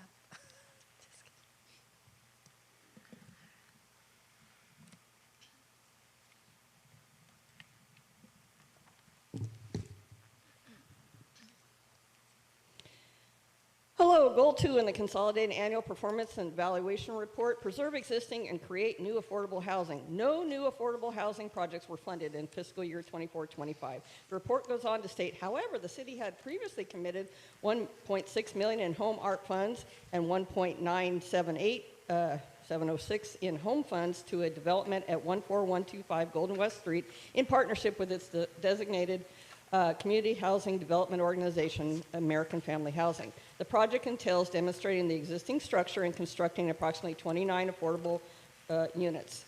So what's the status of this project and why is entitlement taking so long? The last pending development projects report states their application was deemed incomplete and that conformity review comments were sent to the applicant and the city is awaiting resubmittal. The staff report states AFH is currently pursuing tax credit financing, and staff anticipates presenting an affordable housing agreement to the City Council in fiscal year 25-26, which is pretty vague. This council allocated home art funds for this project during a public hearing back in March 2023, 2.5 years ago. Since then, AFH has changed the affordability income distribution of the units and appears to be having funding and application issues. When the city sent out the RFP for an affordable housing project back in 2022, the following estimated funding sources and amounts for said project were offered: $2 million in home funds then, $1.3 in CDBG funds then, $3 million in ARPA funds then, and $1.4 million in home art funds then, totaling around $7.6 million. Are all of these funds still available for this project? If not, why not? Should actually be more now since the city continues to allocate more new home funds to the project each year. While I understand this project is not expressly on tonight's agenda and that this report must be submitted to HCD by next week, perhaps it's time to ask, is this project close to entitlement? What is the expected date to break ground on the project? Are these delays caused by the city too, or just AFH?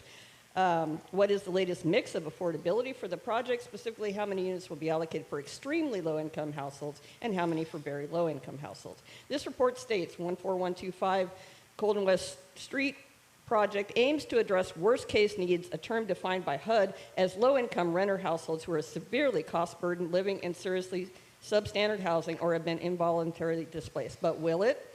The report proves my point. The city is not providing truly affordable housing for our beloved seniors. The only housing truly affordable to seniors on small fixed incomes is rental housing, where they pay a set percentage of their income for rent, similar to Section 8. I'm on the waiting list for Section 8, but I'll be in a nursing home or 6 feet under by the time my number comes up, if it ever does. The city and other agencies have thrown millions, no, make that billions, towards housing the homeless, but nothing toward keeping our beloved seniors from becoming homeless. Most seniors have paid their dues to this country, state, and this city in the form of taxes, yet we are cast aside as unimportant when it comes to housing assistance. Do better, Westminster. Your time is up. Thank you. Mayor, I have no further speakers. All right, close public comment for item 4.1. And at this time, council members, you may have questions or discuss about this item. As for me, I read the staff report, and I do have a few questions for staff, but we were able to clear it when I met with them. So at this point here, I don't have anything, but I move to approve the item. I second it. Mayor? Yes, please. Can we have, Michael, can we have an update on the status of that Golden West project? I can where is it at? provide a brief update. They're still in the pre-development phases of getting their entitlements, and maybe can provide a little bit more update on that. Thank you. Thank you, Mayor, Vice Mayor, and council members. Ken Fichtelman, Principal Planner. So for that project, they are still incomplete. We have a checklist that they have to give us that gives all the items we need to have a complete project. They have not provided those after multiple reviews. Additionally, at this time, they're having major issues with OCFA standards that we are not sure are going to affect the project as is.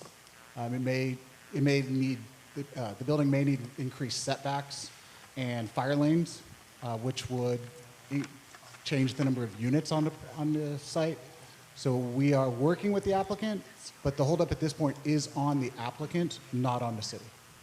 Okay, and is there a time where expiration that are they working under a time expiration date to get these complete? So at this point, we wouldn't look at expiration. We do know they are actively working, especially with OCFA. The problem right now they're having is setbacks for ladders, that you need a certain, because it's a 3-story building, you need a certain distance from the building so that the ladders can effectively go up and be used to evacuate residents in case of fire. Because they're actively working on the project, we are not looking at expiration at this point. All right, thank you. All right, we have a motion and second on the floor, so roll call vote, please.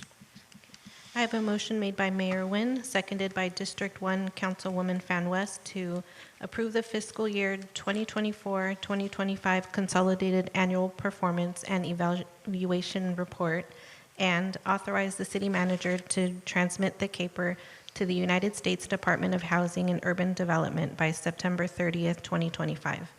I'll go ahead and call roll. District 1, Councilwoman Fan West. Fan West, aye. District 3, Councilmember Nguyen. Yes. District 4, Councilmember Nguyen. Yes. Vice Mayor Monzo. Yes. Mayor Nguyen. Yes. Motion carried 5-0. Next item is next item for public hearing, 4.2, case number 2025-0176, a request to amend Chapter 16.12, Division of Land by Parcel Map for an urban lot split, and Section 17.400.122 SB 9 2-unit housing development in the R1 district of the Westminster Municipal Code. At this time, I may ask for a staff report, please. Just one moment, please.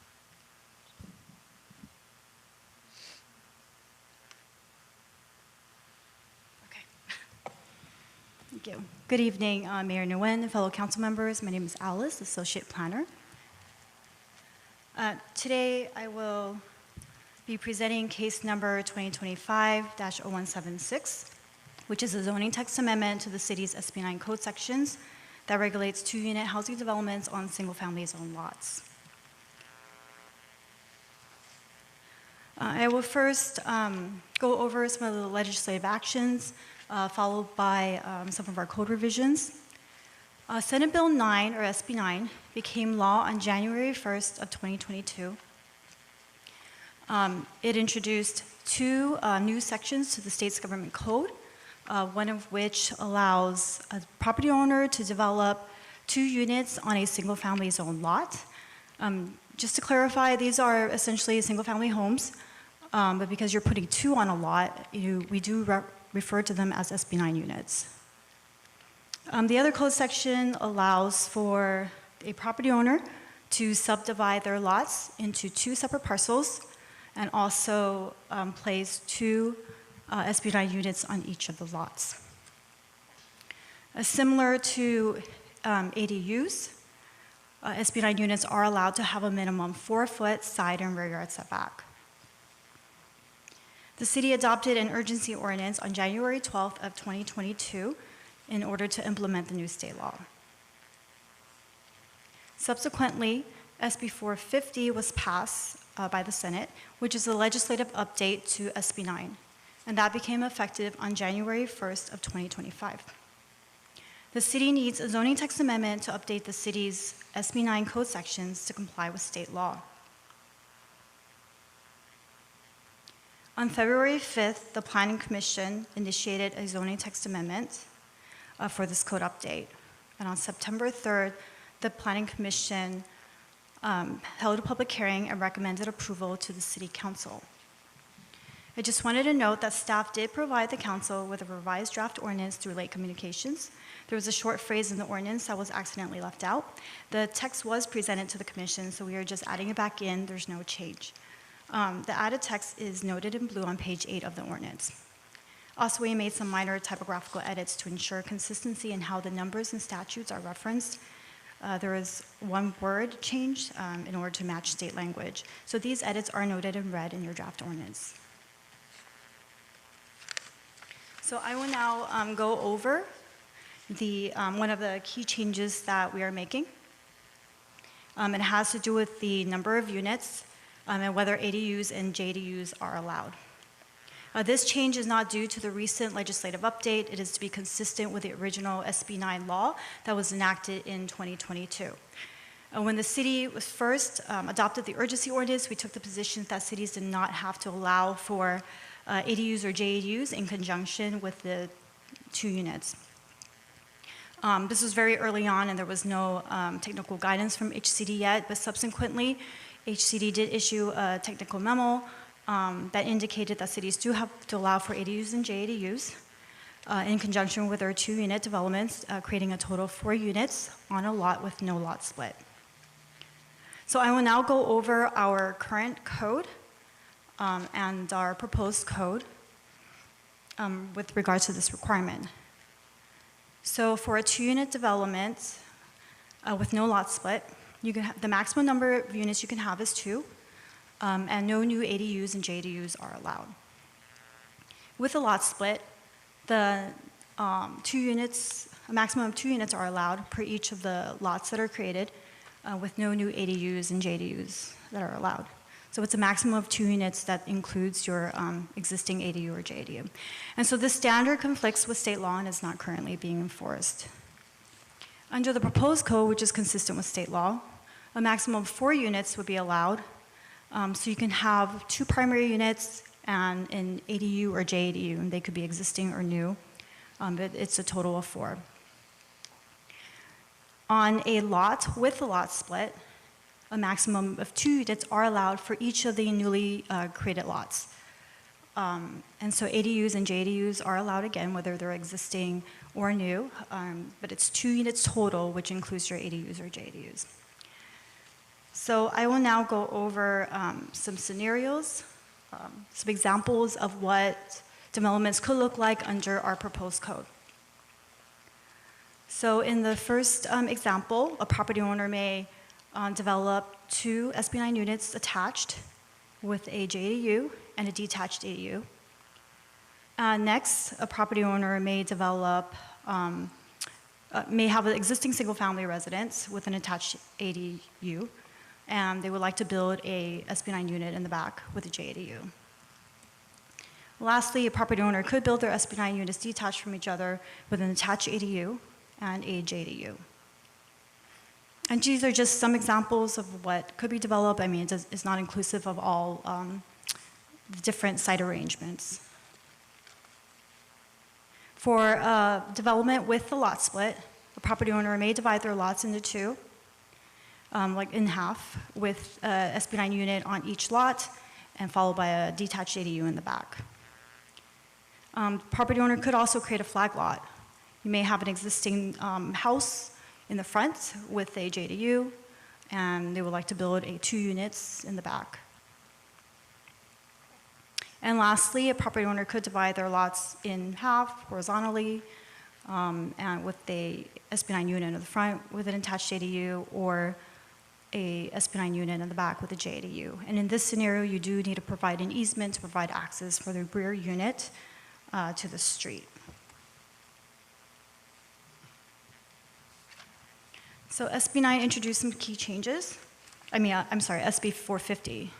So the city must approve or deny an application within 60 days, or otherwise it's approved. We currently have a process in place that would make a determination well within the 60 days. Also, cities may no longer impose development standards that do not apply to the underlying zone. For example, we can no longer impose a 16-foot height limit on our SB9 units because we do not require that for single-family homes. We allow a single-family house to be 2 stories in height with a maximum of 35 feet. And so the SB9 units cannot be more restrictive, and likewise for lot coverage. So I will now go over some of the key code changes that we're making. And the first 2 has to do with the number of units allowed, so I will not go over that again. As I mentioned, we currently have a 16-foot height limit for SB9 units, and the code language will be revised to say subject to height requirements of the underlying R1 zone, which is currently at 2 stories of 35 feet maximum. We currently also have an 800 square foot maximum for SB9 units. The code will be changed to have no specific size requirements, but the lot coverage will be able to restrict the size. Also, so the current code has a 40% maximum lot coverage, and our proposed code will be revised to say same as underlying R1 zone, which is currently at 40%.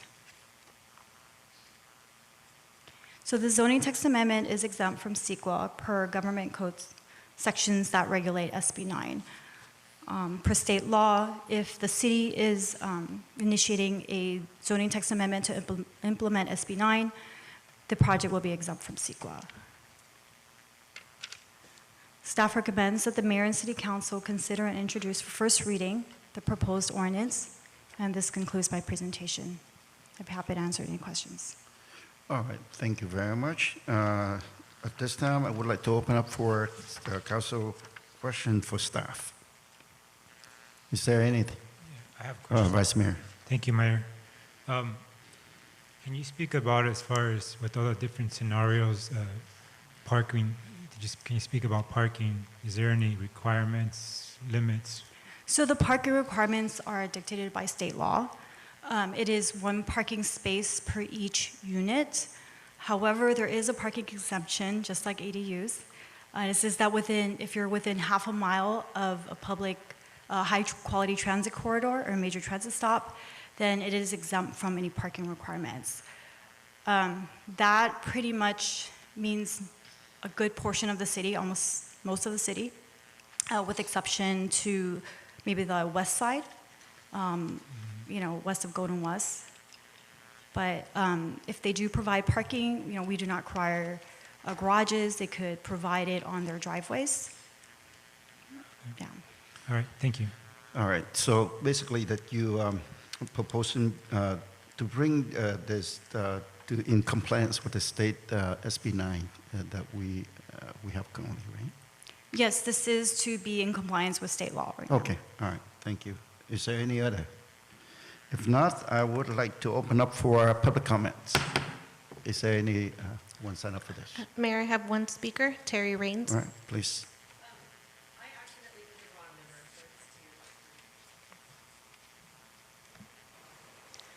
Okay, 2 speakers, Terry Raines, Okay. followed by Camilla Overbeek.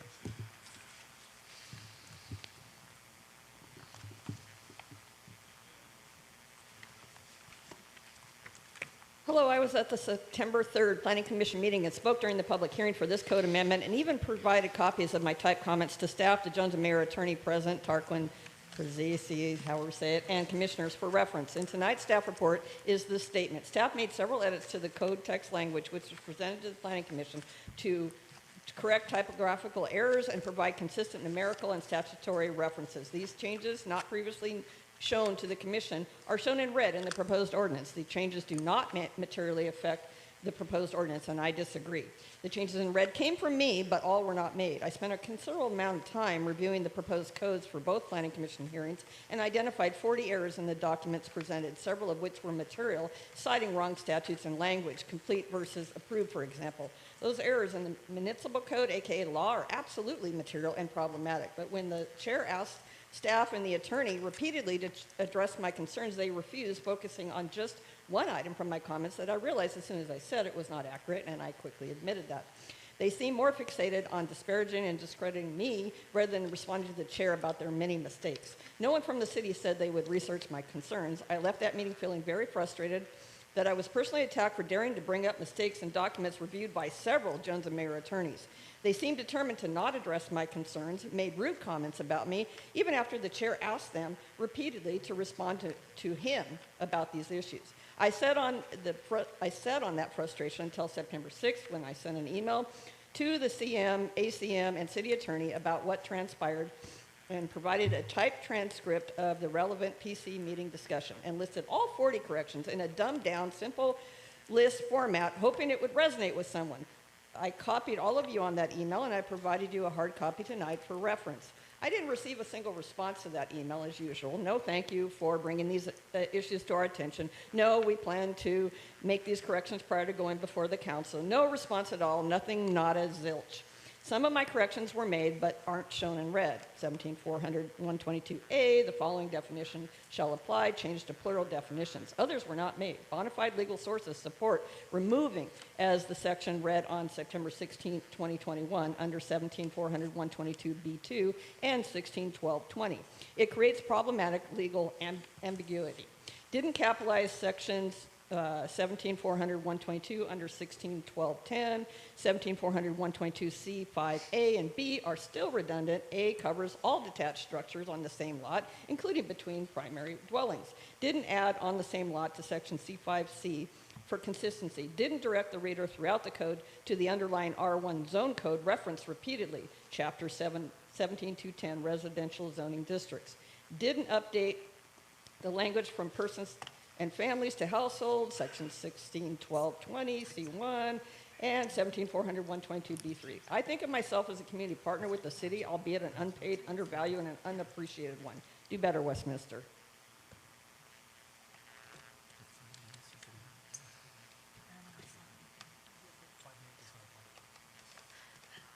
Camilla Overbeek. Good evening, guys. Mayor, I was hoping that I could ask for a point of clarification before my comments begin. I just want to make sure that I'm on topic and that I address it correctly when I speak. No, So- you have 2 minutes to address that. Okay, well, We I'm have just public- asking, does the 800 square foot for an ADU, if you could answer my question, is that currently in place and is that only for R1 or is that across the board?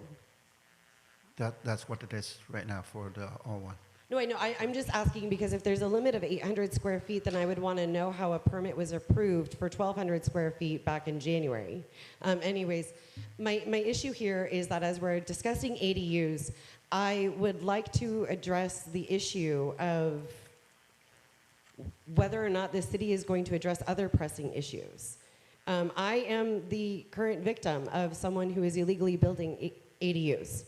Across the street, there is one being built legally, but right next door to me. And for 2 months, I complained about it to the city, actually even called my city council member.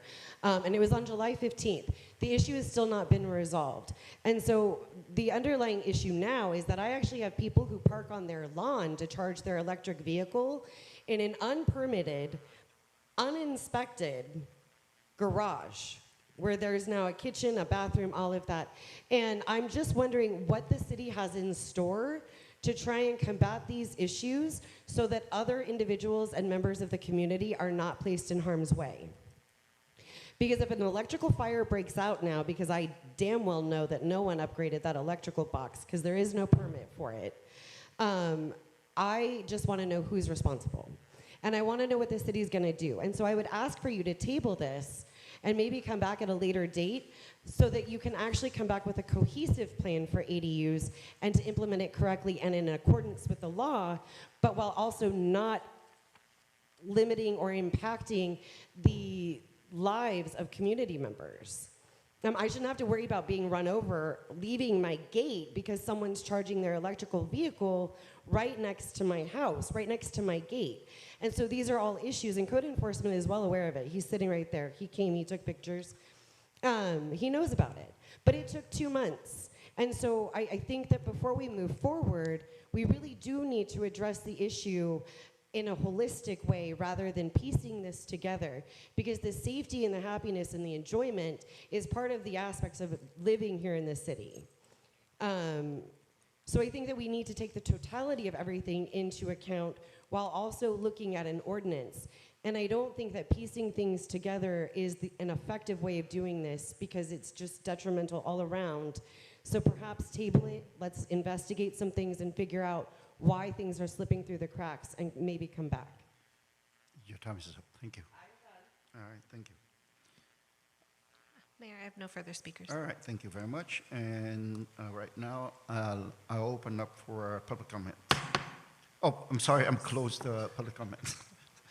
I will open up for council member discussions, if there's any, and action. If there, I have a couple of questions.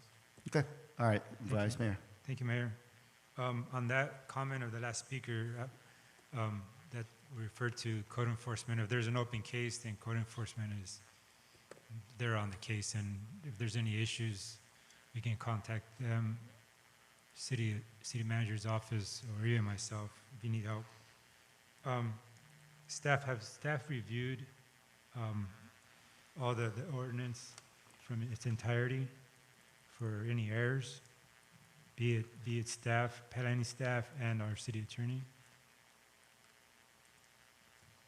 So as far as the SB 9, so this ordinance, the purpose is to comply with state law to fix the I get errors? I'm that. not sure that I understand the question. then. Yeah, has you reviewed the ordinance for any grammatical, any kind of errors that are in there? We went through it? So I think, are you referring to what? Yeah, one of the speakers Yes, claimed that there was many what errors. Terry was referring to. Yeah, so the city attorney's office and staff certainly reviewed all those comments. And based on those comments, certainly took into account what she had to say, and that some of those items were taken into account, and that is the reason that some of these items have been proposed. Now, staff caught some other errors independently of that communication as well. So that's the reason between Planning Commission and City Council that there were those, what I'll consider minor changes. Yeah, we just want to make sure everything is correct. Make sure we're being professional and all that. Right. So, and yes, we are complying. We're a general law city, and we must comply with state law. So I have my personal feelings about ADUs, but we got to comply with state law. So. All right, I will entertain if there's a motion. I think the Councilmember West's motion, and I'll second. All right, okay, we have motion and second on the floor. I have a motion made by District 1, Councilwoman Fan West, seconded by Vice Mayor Monzo, to introduce for first reading an ordinance entitled, An Ordinance of the Mayor and City Council of the City of Westminster, California, approving a zoning text amendment, case number 2025-0176, amending Title 16 of the Westminster Municipal Code, Chapter 16.12, Division of Land by Parcel Map for an Urban Lot Split, and Title 17, Section 17.400.122 of the Westminster Municipal Code, SB 9, 2-unit housing development in the R1 district. Read by title only and waive further reading. I'll go ahead and call roll. Sorry, District 1, Councilwoman Fan West. Fan West, aye. District 3, Councilmember Nguyen. Yes. District 4, Councilmember Nguyen. Yes. Vice Mayor Monzo. Yes. Mayor Nguyen. Yes. Motion carried 5-0. All right, thank you very much. Next item is 4.3, public hearing, first reading of case number 2025-183, a request to amend section 17.4001.135, residential use, accessory dwellings units of the Westminster Municipal Code. At this time, may I ask for a stop report, please? Thank you, Mayor, Vice Mayor, and council members. Ken Fichtelman, Principal Planner. We are here for case 2025-0183. That is a request that was initiated by the city to amend Chapter 17.400.135, residential uses, accessory dwelling units of the Westminster Municipal Code.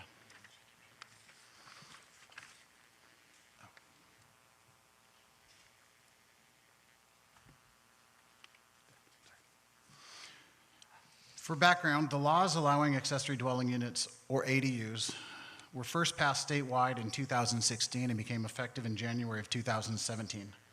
To codify these new laws, the city passed an urgency ordinance in late 2019 and later passed a permanent ordinance in early 2021.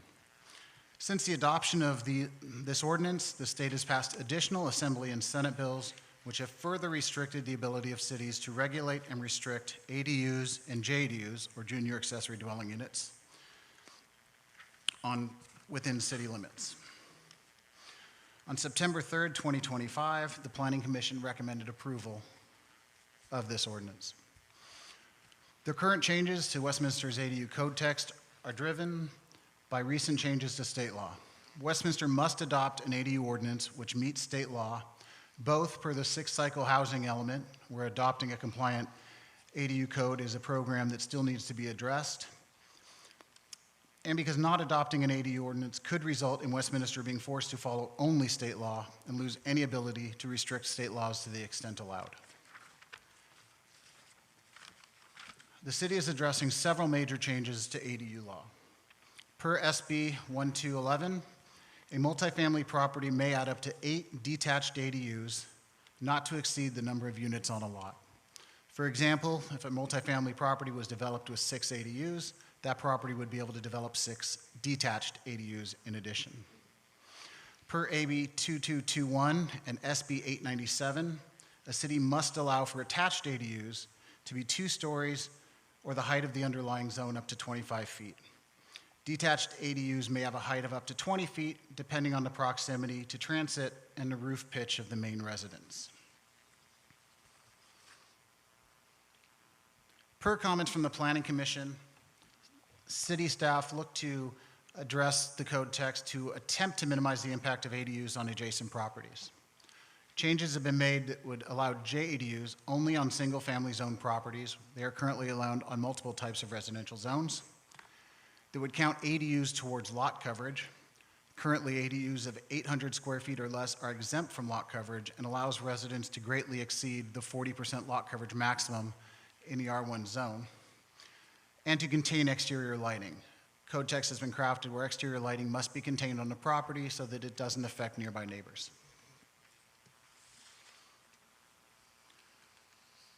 Per original comments from the Planning Commission when this was initiated, the Commission could have recommended limiting the maximum size of constructed ADUs to 1,000 square feet. The city currently allows for up to 1,200 square feet. This item was not addressed during the Planning Commission meeting. Per CEQA, the adoption of an ADU ordinance by a city does not apply if you are implementing state ADU laws.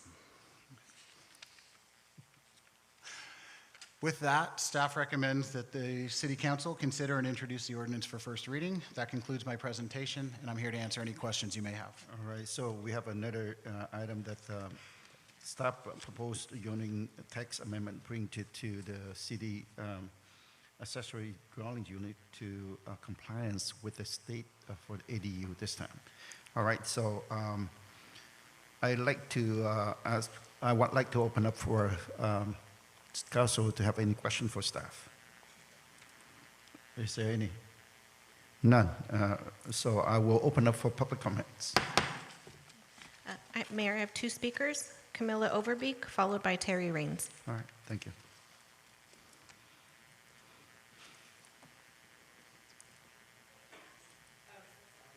I thought she heard me say 4.2 instead of 4.3. However, anyways, you can just take my comments from the last one and also apply it to this one. That's easy.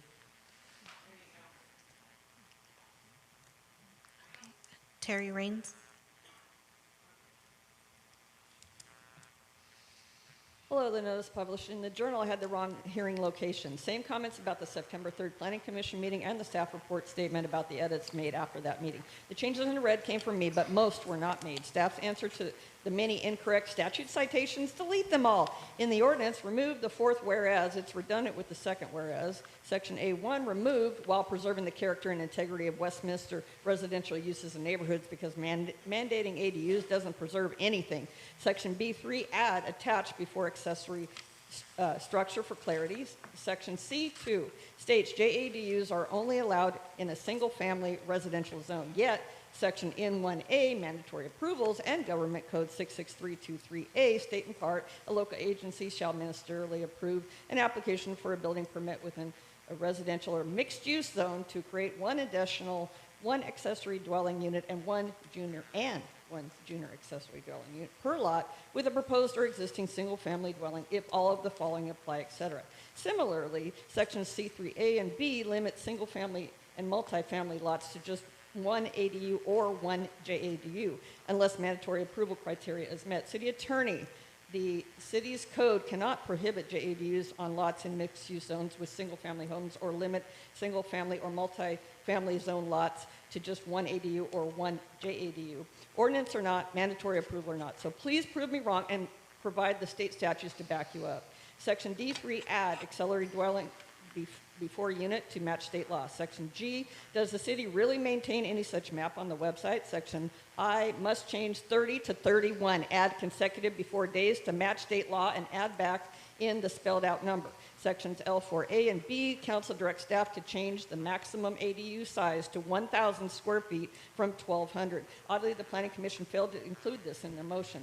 Section L6A states, floodlights shall not be allowed. I question the legality of this for ADUs only, as the same design standards shall apply as single-family homes per state law. When the PC chair asked about this, staff said they could prohibit lighting that spills onto adjacent properties. That's true.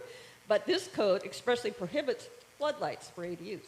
City Attorney, the outright ban must be removed from the code or add if the light spills onto adjacent properties after it, must be added to comply with state law. Section 7, L7A and B contradict. It shouldn't matter if the second-story ADU is contained within the primary unit or built on top of it to allow screened external stairways. Section L12, add at least before 800 square feet to match state law. Section M8C must change 30 to 31 again, add consecutive before days to match state law and add back the spelled out number. Section M83's change A to another before government. Your time is up, agency. ma'am. Well, All right. Thank you. whatever. Mayor, I have no further speakers.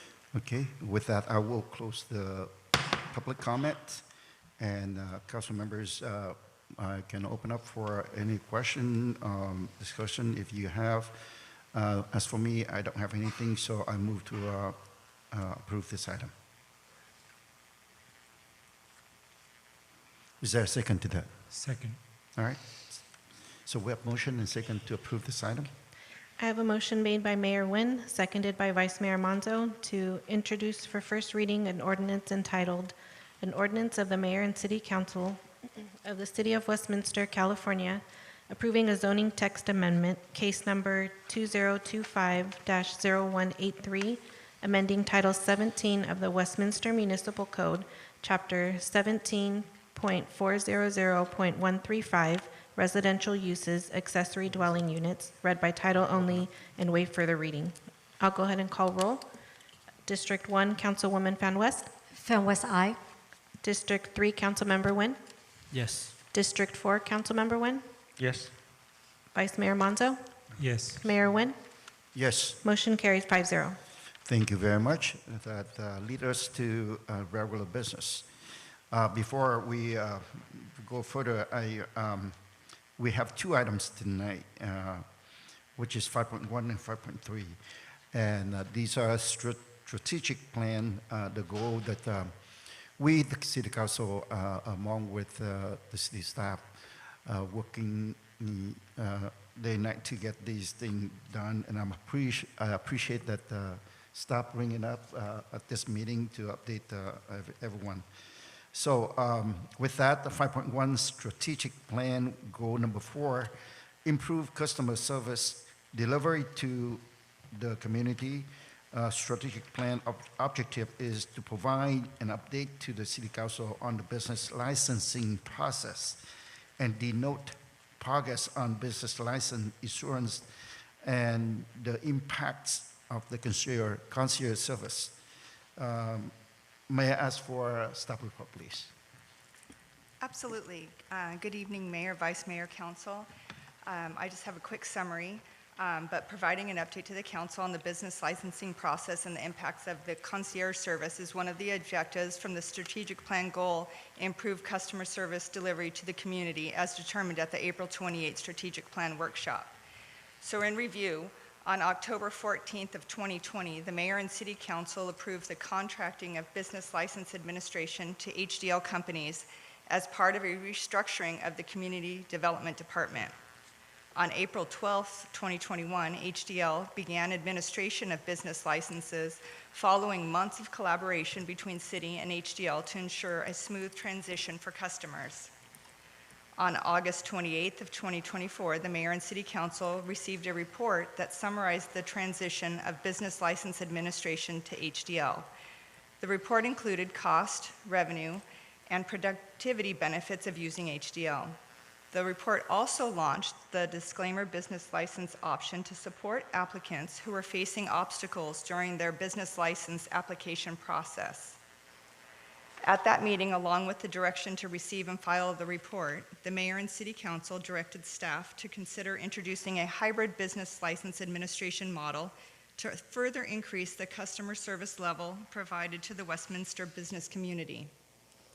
On February 26, 2025, the Mayor and City Council approved the introduction of a business license liaison available to all applicants that have trouble navigating the application process.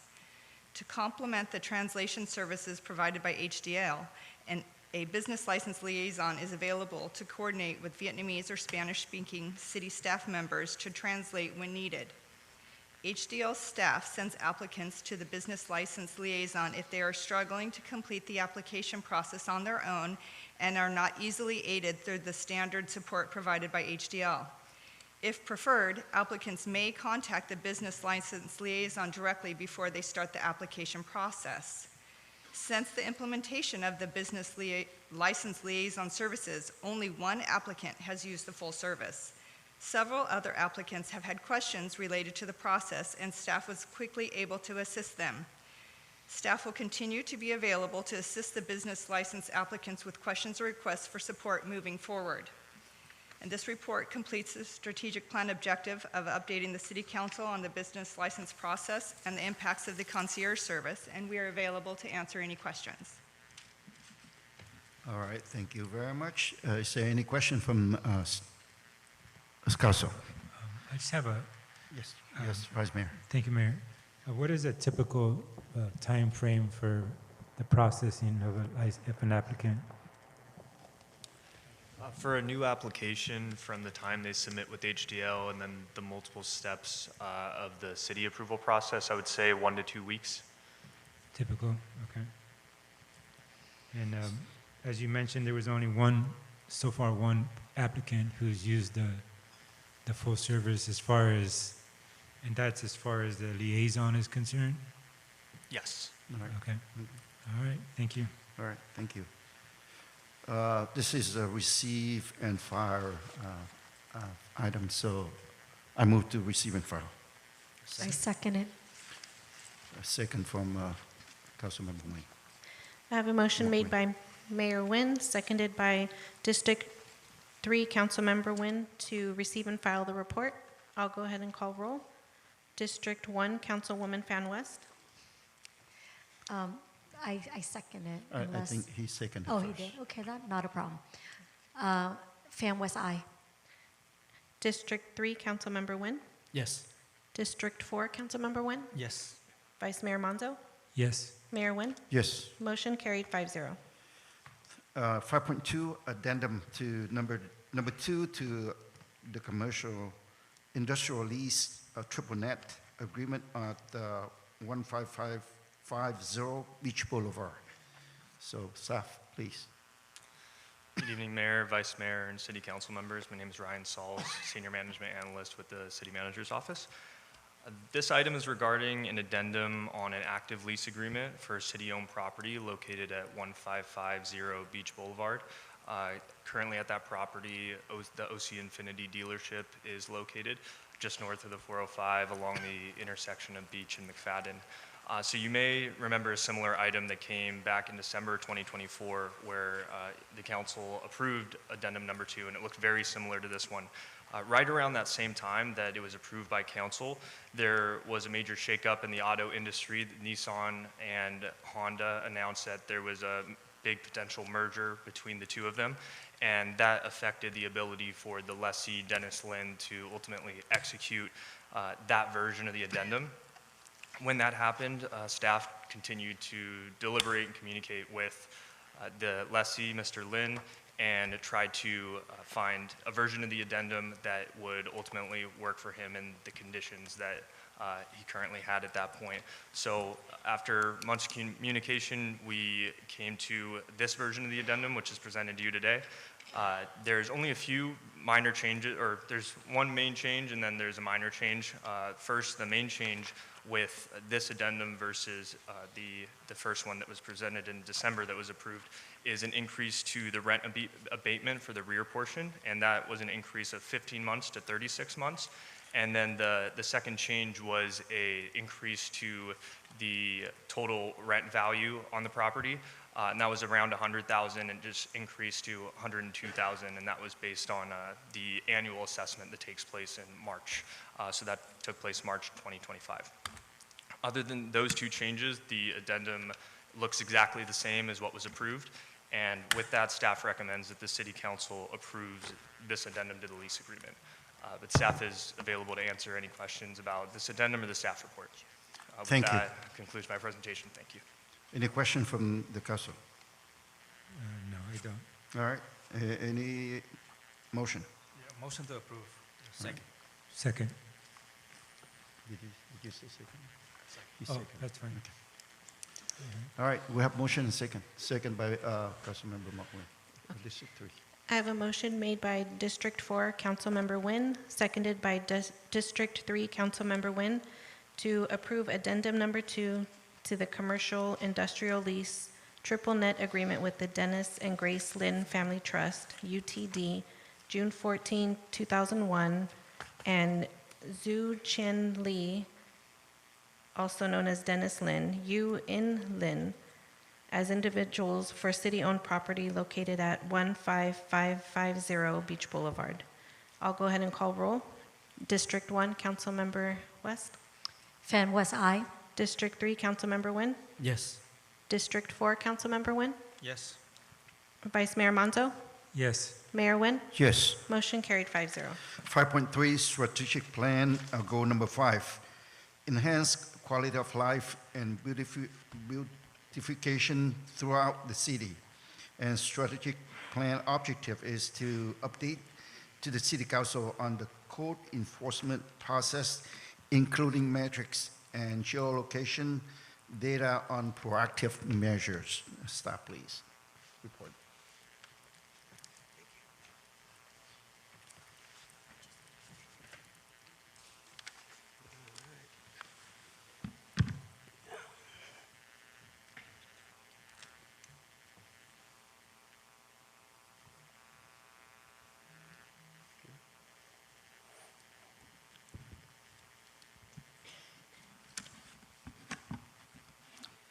Good evening, Mayor and City Council. As requested, I'd like to update the City Council on the code enforcement process, provide statistical data, and discuss future goals to continue to meet our strategic goal.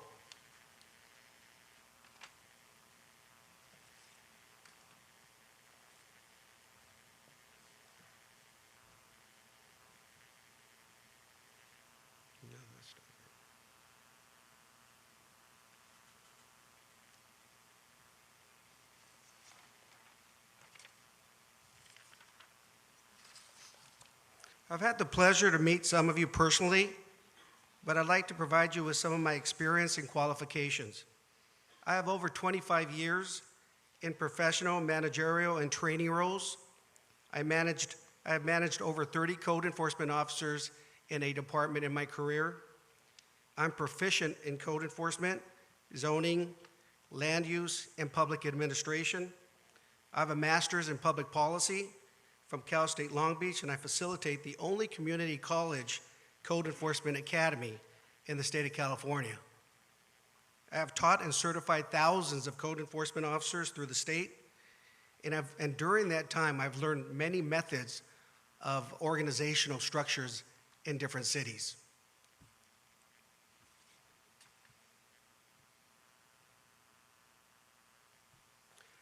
Today's presentation is based on strategic plan goal number 5, enhance quality of life and beautification through the city.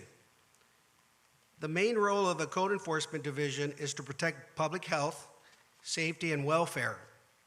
This includes maintaining safe, healthy, and vibrant communities, preserving property values, and fostering overall community quality of life. This also involves collaborating with the public through proactive compliance in both residential and commercial properties.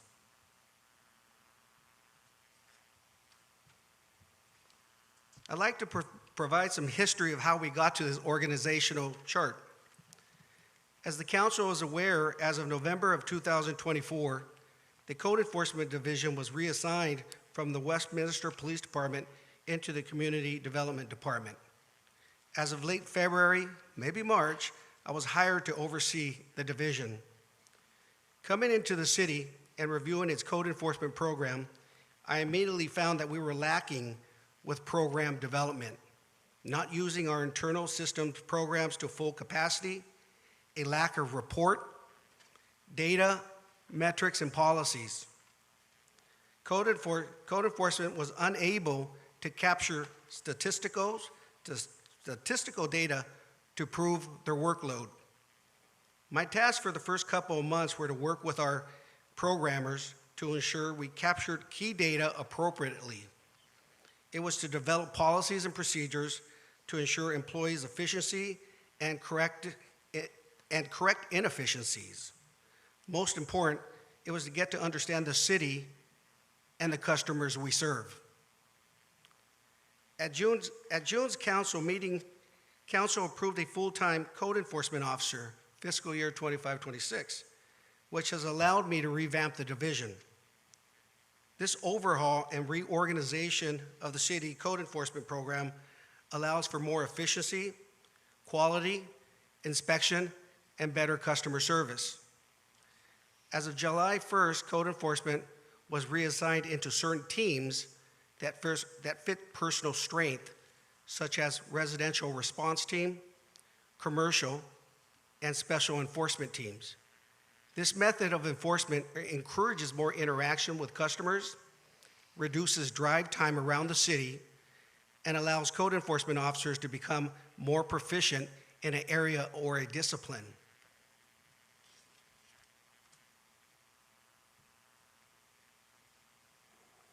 We have a residential response team. It's called the RRT team. We currently have 3 full-time code officers in the residential response team. The city has been divided into 3 areas, and 1 code officer is assigned to a specific area. The residential response team, RRT, is responsible for property maintenance, violations, illegal construction, and substandard housing conditions. The responsibility, this is a partial listing of their job duties in the neighborhoods. I do want to make a comment that earlier there was a public comment regarding a garage conversion. I personally was on site. That is my method of how I operate.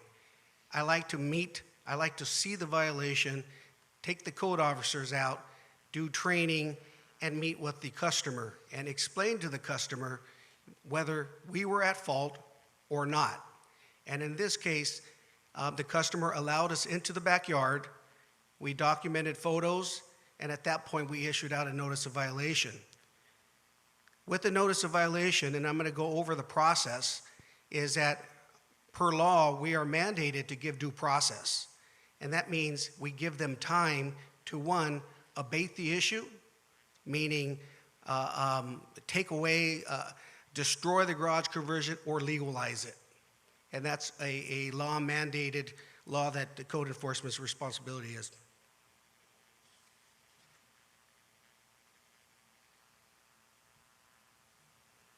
We also have a commercial team now.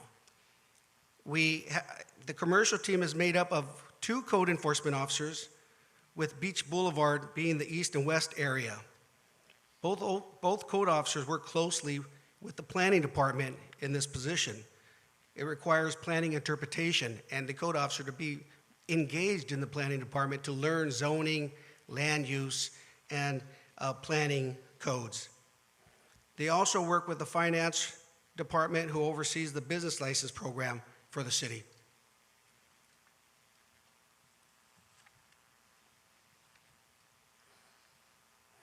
Lastly, we have a special enforcement team.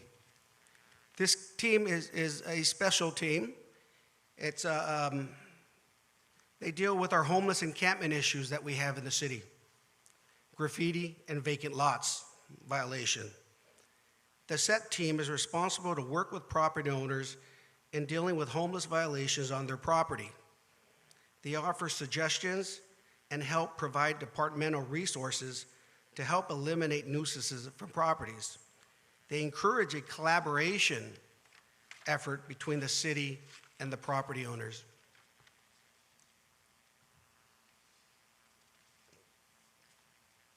Lastly, with Community Preservation Unit staff now in Public Works since July 1st, we were able to retain a part-time staff member to answer calls, to be a live individual to answer phone calls, because I found that that's what customers like. They like to hear somebody live to provide their complaints. Assist with appeal hearings, respond to walk-in customers, enter new cases into our system for our officers, and document new statistical data. This additional staff allows for customers to speak to someone live and has been an asset to the team, allowing for code officers to spend more time in the field, conducting more inspections, and offer the community better customer service.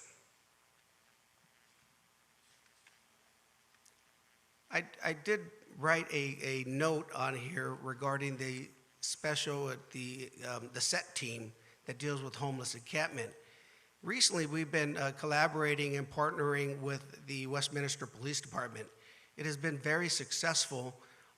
We've been educating property owners on how to do private property impounds, and what's been happening is that we found a lot of cars, vehicles being on private property, being used for homeless encampment purposes, and we've been able to collaborate with the HALO team, with our code enforcement officers, with the property managers and business owners to kind of fill out what they call a private property impound, which takes the risk away from the Westminster Police Department and the city, and it is strictly a private property action. So recently we've done 3 to 4 within the past 3 weeks. That's been very helpful of getting these vehicles off private property.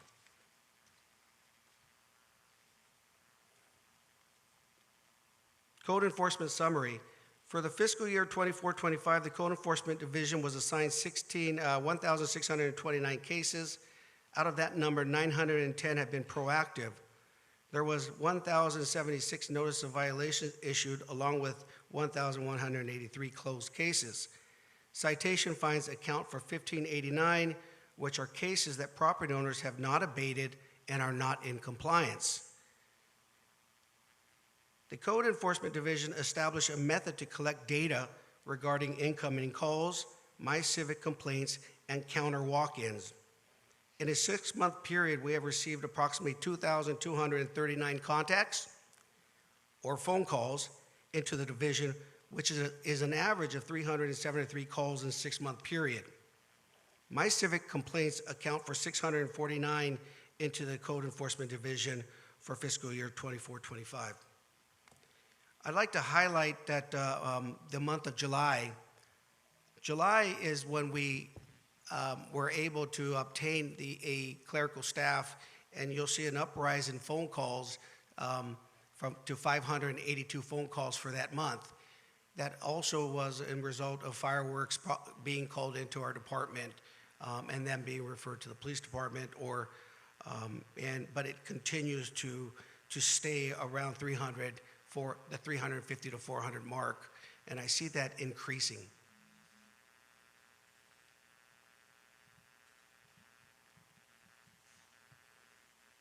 I think in the February or March meeting when I attended, my last time I attended, One of the council members, I think it might have been the mayor, had asked for geolocation data, and I wanted to provide that to him.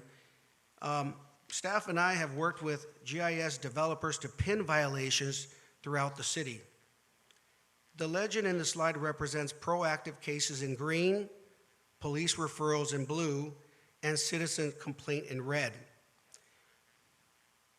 The highlighted area identifies CDBG area. This tool is useful in our division and helps recognize where we are receiving the most calls and allows the division strategize additional proactive enforcement in.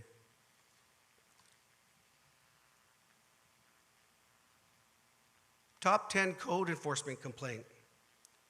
Our top 10 code enforcement complaints have been property maintenance of structure, interior and exterior, yard maintenance overgrown of lack or a lack of landscape issue, illegal construction, inoperable vehicles, illegal businesses in residential or commercial zone, short-term rentals, lots of homeless encampments, vacant lots. In code enforcement, we like to call that all outside uglies. They're all outside uglies that we deal with.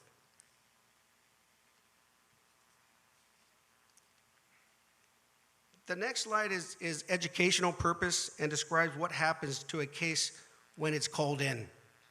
Step 1, we receive the case, obtain as much information as needed, and clerical staff assigns the case to a code officer.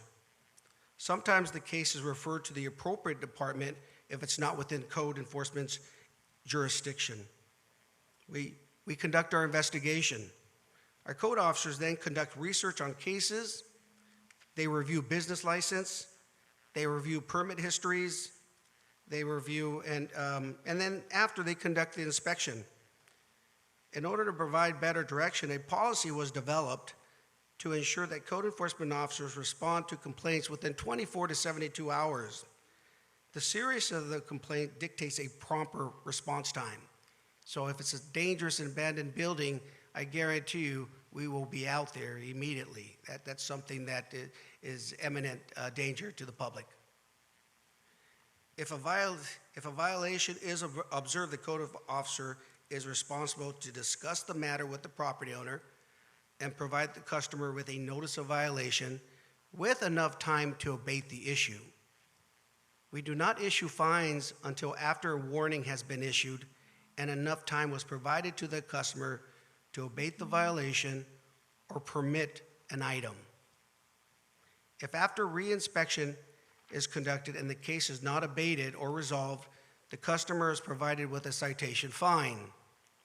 Fines are progressive, and they start with $100 for the first inspection, reinspection, $200 for the second reinspection, and $500 for the third, and it goes on, stays at 5. Please note that code officers make every attempt to work with the customers, educate them, provide them extensions if the violation warrants one, and it is not an imminent danger violation. Hearings, the customer is also provided with due process and is able to appeal a fine if he does not feel the city acted in fairness and or there is a code interpretation issue. An independent hearing officer is brought in to hear a case and render a decision either favoring the city or for the appellant. Lastly, the case is closed when the violation has been resolved, abated, or the case was unfounded.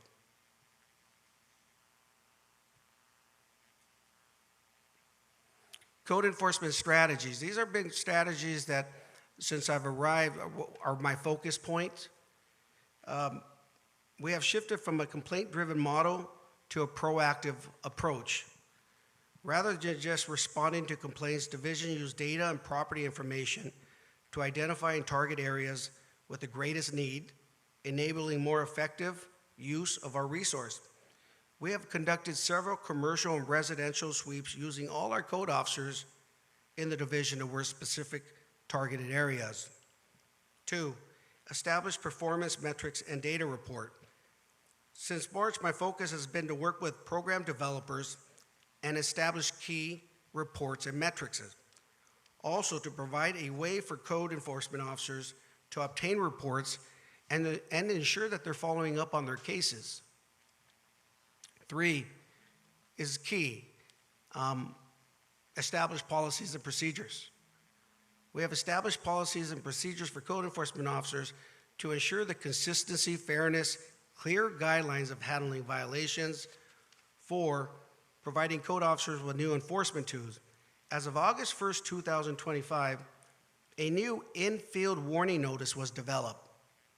This new tool enhances communication between the officer and the customer and will increase officer productivity.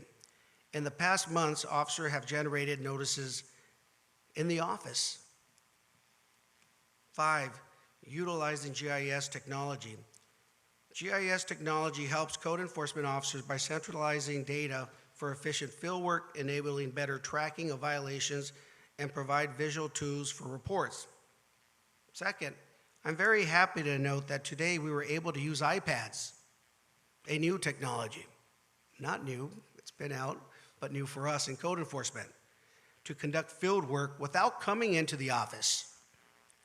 Although we're in the learning stages on how to use the application, we're working out the kinks. The use of this application along with the field NOV will produce more efficiency for our officers and productivity for fiscal year 25-26. 6, strengthening communication relationships. Building strong relationships with residents and business through education, consistent communication, and collaborative problem solves have been a key component to strengthening community relationships. Recently, the Code Enforcement Division has conducted several meetings on site with residential property owners, commercial property owners to discuss their issues and concerns. We've had several in the office on-site meeting with property owners to address concerns such as homeless encampments. We recently invited all business owners around the Moran area. I think we sent out 45 invitations to business owners to meet with us at City Hall. And during that time, we had planning resources, we had police resources, we had public works resources, and just to go over and to strategize just how we can solve an issue in their areas. Recently, I just received one for ADA pathways. That's problematic. And, so again, we are sending out letters to property owners, not to penalize them, but to kind of go over the strategy of what we need to do. Is there a compromise in ADA without holding liability to the city? And that's the intent, is to grab community, bring them in, have some involvement, and let's discuss at a sit-down table.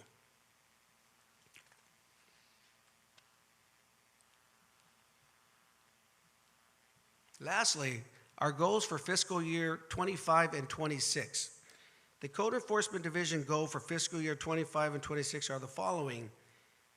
This is aggressive. Increase proactive enforcement by 60% in commercial and residential combined. With the continual help with the clerical staff, code officers will have more cases assigned and an increase in their inspections. Equity-focused enforcement, ensuring that enforcement practices and policies are fair and consistent. Data-driven performance metrics, use performance metrics, code enforcement software, and reliable property data to make smarter choices, more targeted choices, where to focus our efforts. Provide additional training is major and key. Provide code officers with more training involving zoning, land use, building, and property maintenance code. Technology advancement, utilizing our technology to help facilitate better case documentation, transparency, and data analysis. I am currently exploring options because of a suggestion in regards to displaying real-time code enforcement cases to our public for better transparency. There are some cities that do it and a lot that don't do it. A citizen may be able to go online and see whether the case is still open or not. There's some privacy issues. Cases that remain open can go to court for city purposes, and that can put city in liability issues. So there are discussions to have, but I did notice that there are cities, such as the city of Long Beach, that has a portal that shows case development in there as real time. Again, I think that's the only city that has it. Lastly, provide better customer service. It's important for code officers to provide the best customer service. That is my preach to them. I have been a public service employee for over 30 years. I love the public. I enjoy talking to disgruntled, irate, upset public. But I have a way to do that, and it's our attitude in the job and how we educate the public is how we're going to get them to comply or to trust in us. So this is something that I'm passionate about, and I'm committed to the city of Westminster.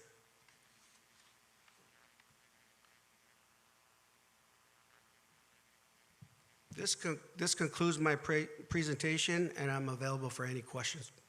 Well, first, on behalf of the City Council, I would like to thank you and your subordinates for taking the proactive efforts in, one, enhance the quality of life, which we do need that for our residents. Second is beautification throughout the city, which is another thing that we've been talking about it for a while. Now, I'd like to follow up with another question for you. That I believe that in the previous council, if I'm not mistaken, I believe that Council Member Ho at the time have the amnesty program. And is that amnesty program still working? And how hard are you on them? I like for you to work with them instead of playing hardball with them. We want to make sure that they up to the code, but at the same time, do we have any leeway to help them out? To help the public or yes, publics? I personally, in our field, when we're dealing with code enforcement violations, there are reasonable expectations. We always allow extensions. Okay. We provide extensions to them. Okay. But in our field, sometimes we have too much pressure.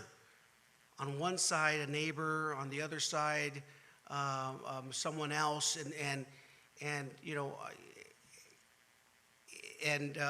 we always want I always want to make sure that we're covering our bases. But we always provide extensions, enough reasonable extensions, so that they can comply with. Somebody can always write to me, write to the code officer, and say, hey, this is what we can put it in the file. Therefore, we have documentation of an extension. If we're dealing with homeless encampments, which has been a pretty big issue, Mayor, the homeless encampment here. I think we're changing the mindset that we need to collaborate. It isn't just a city issue. It is a property owner issue, and that the property owner has to kind of meet us halfway and help us, maybe put lighting up, security lighting, maybe enclose something for us so that they can keep the homeless individual from living there. I know in Moran Street, we had trash enclosures. And there was 3 trash enclosures out there that the homeless had broken out the gates, put their own doors on them, and were living in the homeless, the enclosure, trash enclosure. Well, the strategy was, hey, property owner, why don't you put back your trash bins inside the enclosure? And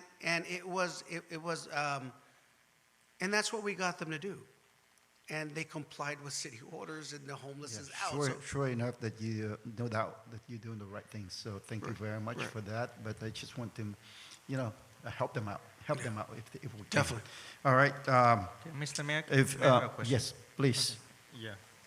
Last time when we have ribbon cutting at the park, bowling park, I think. There's one gentleman came to me and then he raised a question about he got a letter from the collection, and the way that he present is the city of Westminster sent him a letter of his violation to some address in Santa Ana that he never lived there. And then later on, when he find out, he already get into the collection of $5,000. So just in that case, what are we gonna do to resolve the problem? Sir, I'd probably have to look into the case, but I definitely would like to have his telephone number or his contact number, so that I can, find out a little bit more on the issue. But, recently also, we've changed over collection agencies or billing agencies. Fiscal year, we had a company that we used for over 10, 15 years, and we just recently switched over.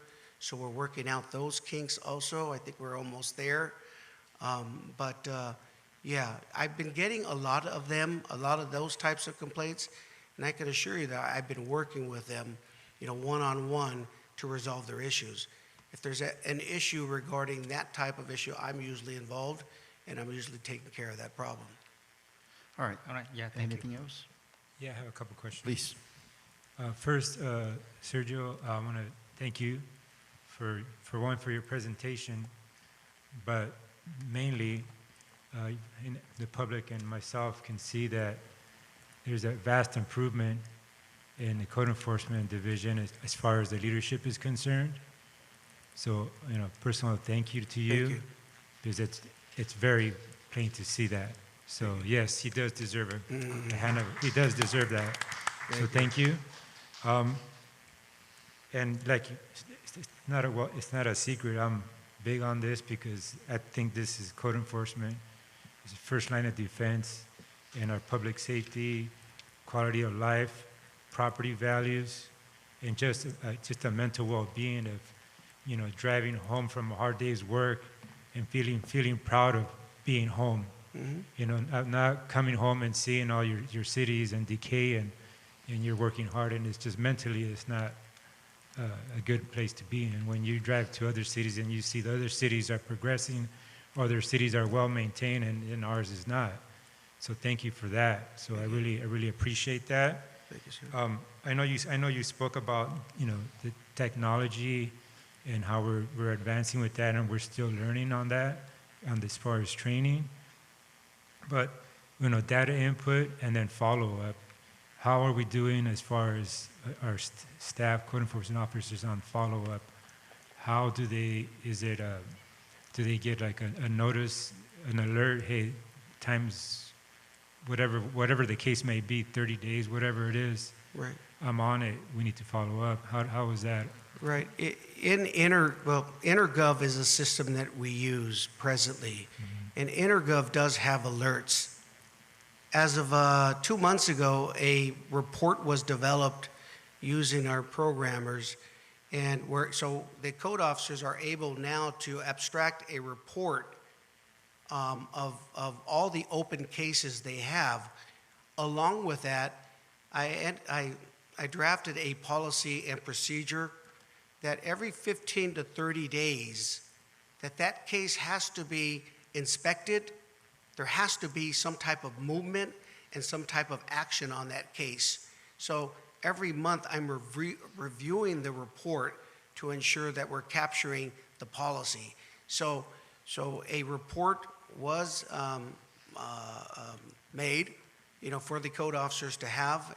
It's a new report, something that came out, was launched about 2 months ago. Okay.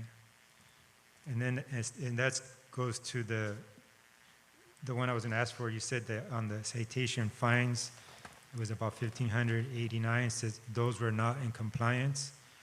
Are those the ones that are continue to be monitored? Yes, sir. Okay. And then you have closed cases. So do you have a number as far as current open cases? I don't see it on here, but if you don't have it, maybe it's something you can just forward to us later, at a later time. Sure. And then,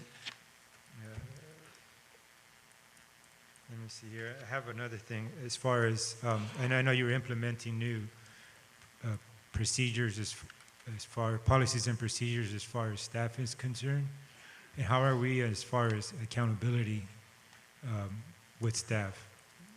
With staff, in the past 6-7 months, I've developed maybe about 10 to 12 key policies and procedures for staff. I think it's important for them to have clear direction, to understand my direction and city direction.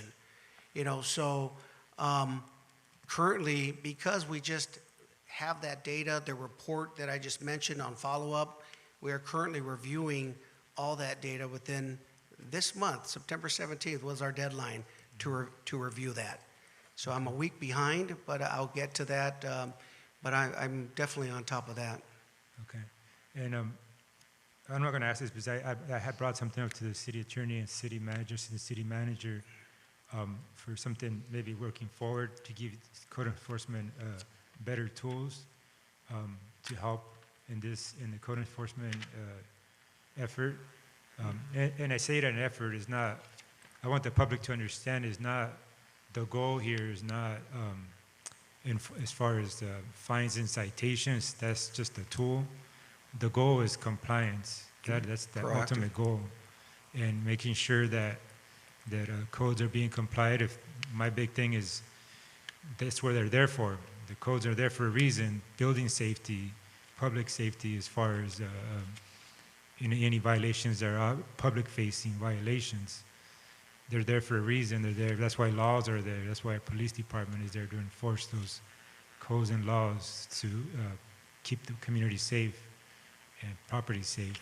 So thank you very much, and I look forward to some more good news and things that are turning around. So thank you very much. All right. Any others? Yep, Councilmember Markwin. Thank you, Mayor. First of all, thank you for being in Westminster. I sense your passion. And I'm glad you're using the new app and the new technology to make your job better. I just want to ask you, is there any plans in the near or far future on any educational outreach program for the public to help them with issues in terms of compliance, or just outreach program to educate them? I do. I've been brainstorming. We've been looking at possibly hosting neighborhood or community events, educational formats of just kind of what is code, how is code, our process, just kind of talking to them, gaining trust in that way. So we do plan to have that for this fiscal year. All right, thank you. Mm-hmm. Actually, if I could just add to that as well. Yes. So Sergio and his team have actually gone out to do targeted outreach to business owners in particular shopping centers. So I do want to note that some of that outreach is occurring right now, and it's based on just gaining some feedback from the business owners and their needs in that particular business center that they're in. So we wanted to just mention that, but there is a little bit of that that's rolling out at the moment. All right, thank you. Anything from Caso? None? Okay, all right, thank you. Any motion on this? Motion to receive and file? Second. All right. Thank you, Sergio. Thank you very much. Motion and second. I have a motion made by Vice Mayor Monzo, seconded by District 3 Councilmember Nguyen, to receive and file the report. I'll go ahead and call roll. District 1, Councilwoman Fan West. Fan West, aye. District 3, Councilmember Nguyen. Yes. District 4, Councilmember Nguyen. Yes. Vice Mayor Monzo. Yes. Mayor Nguyen. Yes. Motion carried 5-0. All right, that leads us into oral communication for concerning non-agenda item. This is non-agenda item, so you can speak anything that you want to is pertain to our jurisdiction. This is, well, may I ask Administrative Assistant go ahead and read the instruction into the record, please. Thank you, Mayor. This is the time of the meeting that members of the public may address the City Council regarding any non-agenda items that are within the subject matter jurisdiction. Unless otherwise extended by a majority vote of the City Council, comments shall be limited to 3 minutes per speaker. Any person wishing to address the City Council in person should complete a yellow speaker slip, which are provided at both the entrance of the theater and public podium, and submit the card to a City Clerk Department staff member. When your name is called, please step to the podium at that time, state your name and city of residence for the record. I'll call the first speaker, Tim Nelson, followed by Bonnie Castry.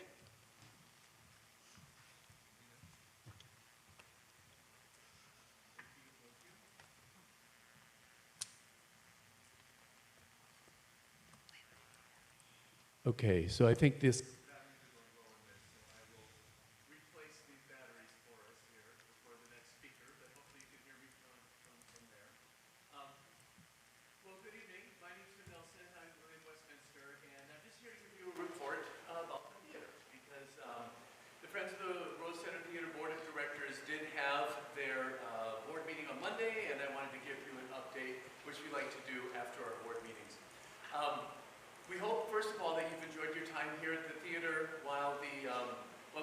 chambers are being refurbished. And I want to just give a thank you to some of our staff. One who you see right next to you right now, Dave, Chris, and Sherry, who have been kind of going above and beyond to make sure that your stay here is great. So thank you guys. Thank you. And also, I wanted to make you aware of some of the events that are coming up here in October. We have the Hungarian Theater of Southern California coming in, the Chinese American Association of Orange County, Arthur Murray's Dance Company, a Turkish play produced by the Theater Room, a ballet called We Call It Ballet, and the play Pride and Prejudice, which is being brought to you by Pacifica High School's theater department. All of these are groups that have rented the theater this month, and some of the events are private and some are open to the public, so please go to our website. It's rosecentertheater.com. You can find out which ones you could come and attend. Also, I want to make sure that everyone stops to smell the roses outside the front of the building, because if you may or may not know, our Rose Center Board of Directors just completed a $5,000 site upgrade by planting and maintaining over 91 new rose bushes for our community out there. And I want to thank Board Member David Hubbard for that wonderful task. And then finally, I just want to remind you that our critically acclaimed production of Annie has one more weekend. And it's been just really amazing performing this show with veteran actors from all over Orange County, Westminster, and the area, and a bunch of talented young cast members playing Annie and the various orphans. They come from the Westminster community and neighboring cities, Stanton, Garden Grove, all around, and they all come from a vast array of cultures. It's just a beautiful thing to see up there. We hope you can make one of the remaining performances, and I want to let you know that we have a commemorative Sandy dog by your seat there. Sandy the dog appears in the show, and that's just his little keepsake. The show is for the entire family, so please come this weekend if you can. And I just want to thank you once again for your continued support as we all work together to keep the arts thriving here in Westminster. Thank you so much. Bonnie Castry, followed by Brian Stanley.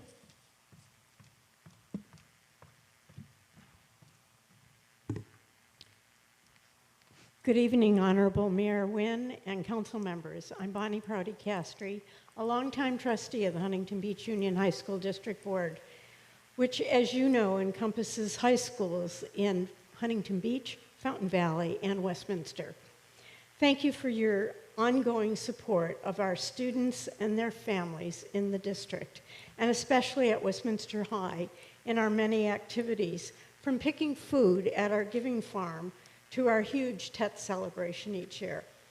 An enormous part of that great community support is through the beautiful Rose Center in which we are meeting right now, where hundreds of our students have performed over the last 20 years and also work in theater tech, doing all the behind-the-scenes setup, lighting, etc. Additionally, our communities at large are enriched beyond measure by the amazing productions at the Rose Center, including the Vietnamese Orchestra. which I've had the pleasure of listening to over many years. Over the last 20 years, the Rose Center has put Westminster on the map as a community theater of the highest quality, and one of which residents of not only Westminster, but all of Southern California regularly attend to see world-class productions, as good as any you'll see on Broadway. The performing and visual arts are central to all of our cultures. Our district collaboration with Westminster's Rose Center provides fabulous opportunities for our students, graduates, and the community to grow and learn together. Therefore, I come before you tonight to urge you to continue the Rose Center's current management agreement.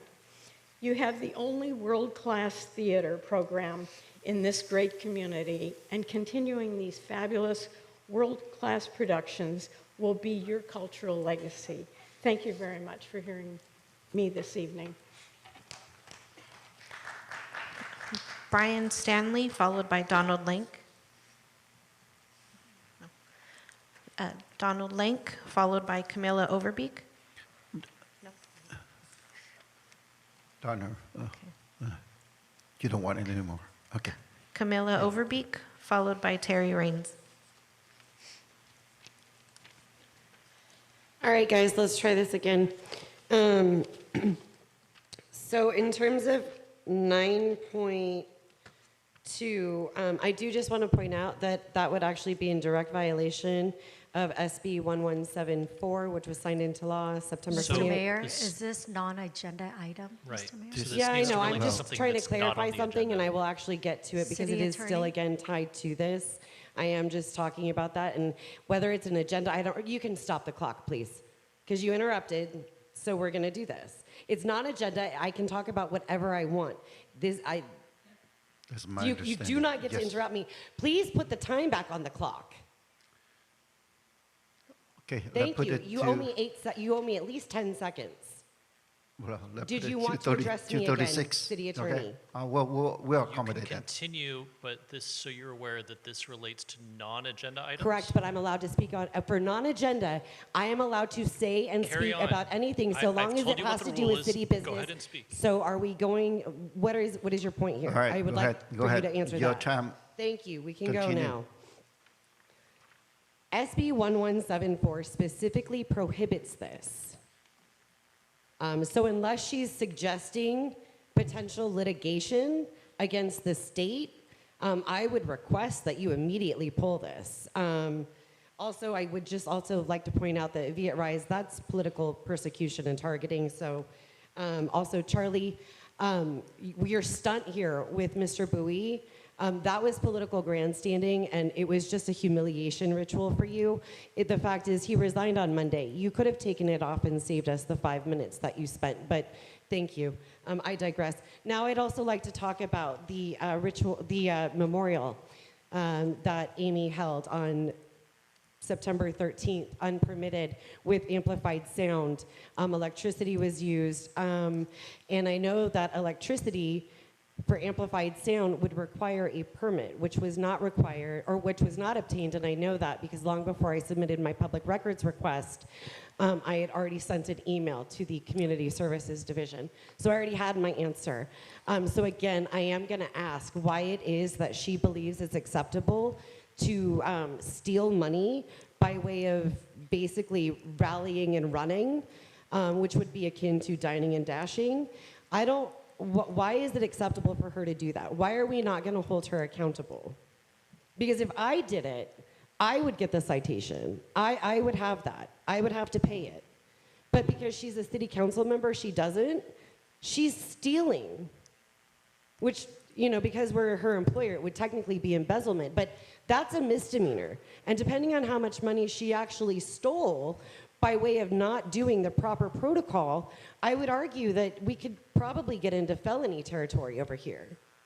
So at what point do we stop placating to the tyrant in the room, and do the people start fighting back and demanding accountability for every time that she steals money and wastes staff time? Because those are resources that belong to us. They do not belong to her.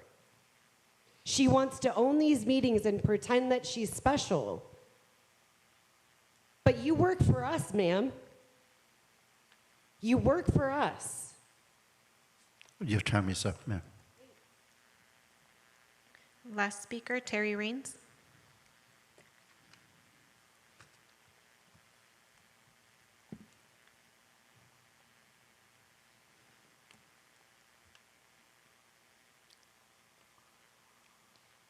We're still waiting for that public apology, Mayor Nguyen, about your false claim that you were right and we were wrong regarding the United States flag code. Your refusal to do so has now given Amy the opportunity to publicly shame and campaign against you, item 9.4.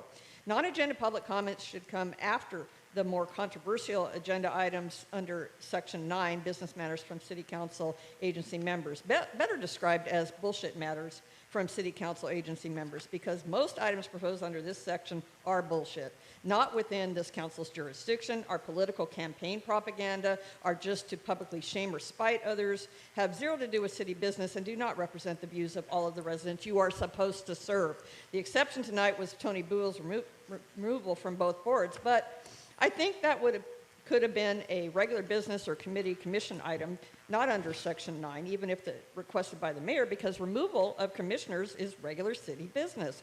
Prioritize the budget, not the bullshit. Charlie, if you're offended by the word bullshit, we can always use your word, craps. It's all craps. Amy, are you working hard to fulfill the requirements of the court-ordered misdemeanor diversion that judge granted in your criminal bribery case? We'll find out on October 27th, and you may learn some new things yourself that day. Funny how you are no longer claiming publicly that the case was dropped due to lack of evidence. Did your attorney finally get through to your little pea brain that is categorically false? FYI, the court can revoke this diversion.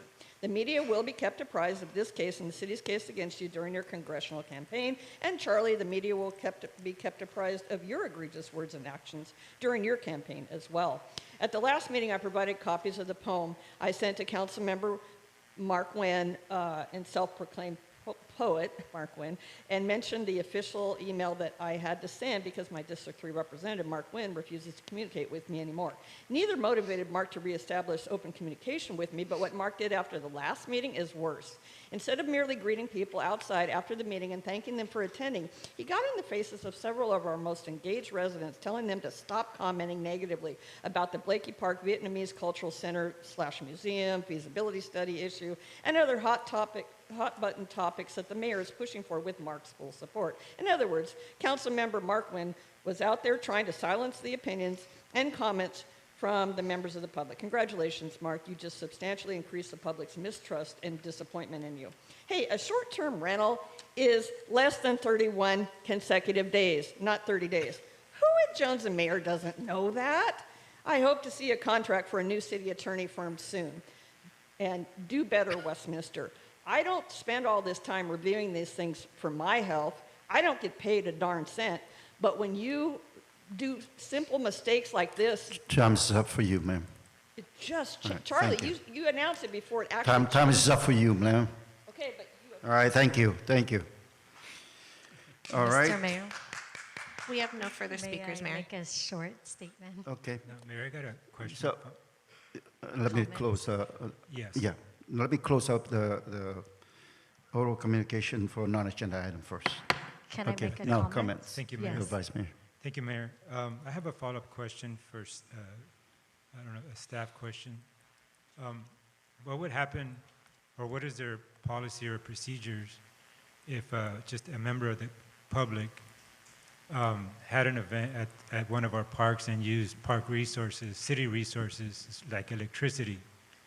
Is there an action, or what happens in that case? So our special event permit policy and our park use permit policies are pretty flawed and they're pretty old. So essentially, there are certain triggers for a special event permit, and a park use permit is where it's stated that it's highly recommended. But essentially, there is not a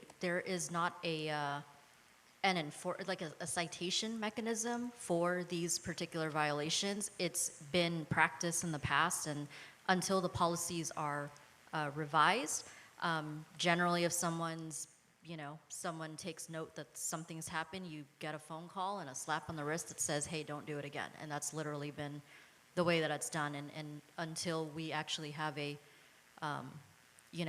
much more robust policy, that's been the practice. It also hasn't been violated as, frequently. And sometimes triggers to, changes in policy, nothing gets triggered until this becomes an issue, so. Well, what is the possibility of us or having staff or city attorney get together and bring us back a policy that the council could take action on? So there's something that's been worked on like over time to see what other cities have been looking at. I mean, again, it's part of it has been what would work best for, this community, but there's research that's been done, but nothing that's actually been presented yet. Obviously, as more priorities are tossed on us, and we've got very little staff in community services. I get it. We can certainly look. Yeah, Continue can we do that? Mhm. All right, thank you. Thank you, Mayor. All right, thank you. Thank you. Yeah, Councilmember West. So let me, staff question. So when do a person is required to get a permit if it is exceed 100 people, or what's the policy here? Staff? So for a special event permit, and so again, a lot of this comes out on the honor system. So if someone tells staff that they're not gonna, they're going to be within a certain limit, again, it's on the honor system, right? So special event permit, it's more than 100 people, amplified sound, and if you're impeding in the public right-of-way. Those are generally what would trigger you having to apply for a special event permit. So there are gatherings that have happened in the park where there are 50 people or so. If you need, people just gathering, no amplified sound, that, if you're using like a little karaoke box that you buy at Costco that's not really loud, it's not big, it's not speakers that are, obviously a lot louder, it's very minimal. Those are things that people have done in the parks, and that's fine. If you are requesting use of electricity and other amenities, like for Freedom Park, for example, if you needed the restrooms unlocked, those are things that you would, whether, depending on if you had more than 100 people, you're going to need a special event permit. If you're requesting those and it's under, then you're going to be suggested to provide an application for a park use permit, so that we're aware. And it's 60 days. It's 60 days notice to the All right. city. Thank you, Christine. So I just want to address, basically, number one, it was under 100 people. And I guess I got an accusation from one of the speaker tonight that I used the city power. That is false.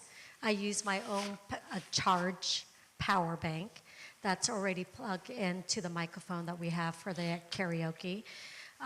Number two, this is defamation, false statement from a person that spoke up. This is huge, big-time defamation to tarnish my character, and that's unacceptable. So with that, Mr. Mayor, I... Please. I am sorry. If you continue to do this, then I have to ask you to leave. Okay, thank you. All right, okay. Please. Thank you. Go Thank you, Mr. Mayor. I yield back. Well, please, police officers, that's the third warning already, so please don't allow her to come back to the meeting until we finish the meeting. Thank you. Go ahead. Thank you, Mr. Mayor. I'm done. With my statement, my brief statement. Go ahead. Are you done? With my brief statement, yeah. I'm done. You're done. Okay. All right. Thank you. All right. At this time, I will close the oral communication. We'll move on to the next item. The next item, 9.1, is already taken care of. So 9.2, consideration of resolution to support the use of voter identification. This item brought up by Councilmember West, so it's your turn. I'd like to start with the 5 minutes max policies, speaking policies. So please, thank you. Thank you, Mr. Mayor. This item 9.2, consider a resolution to support the use of voter identification, voter ID.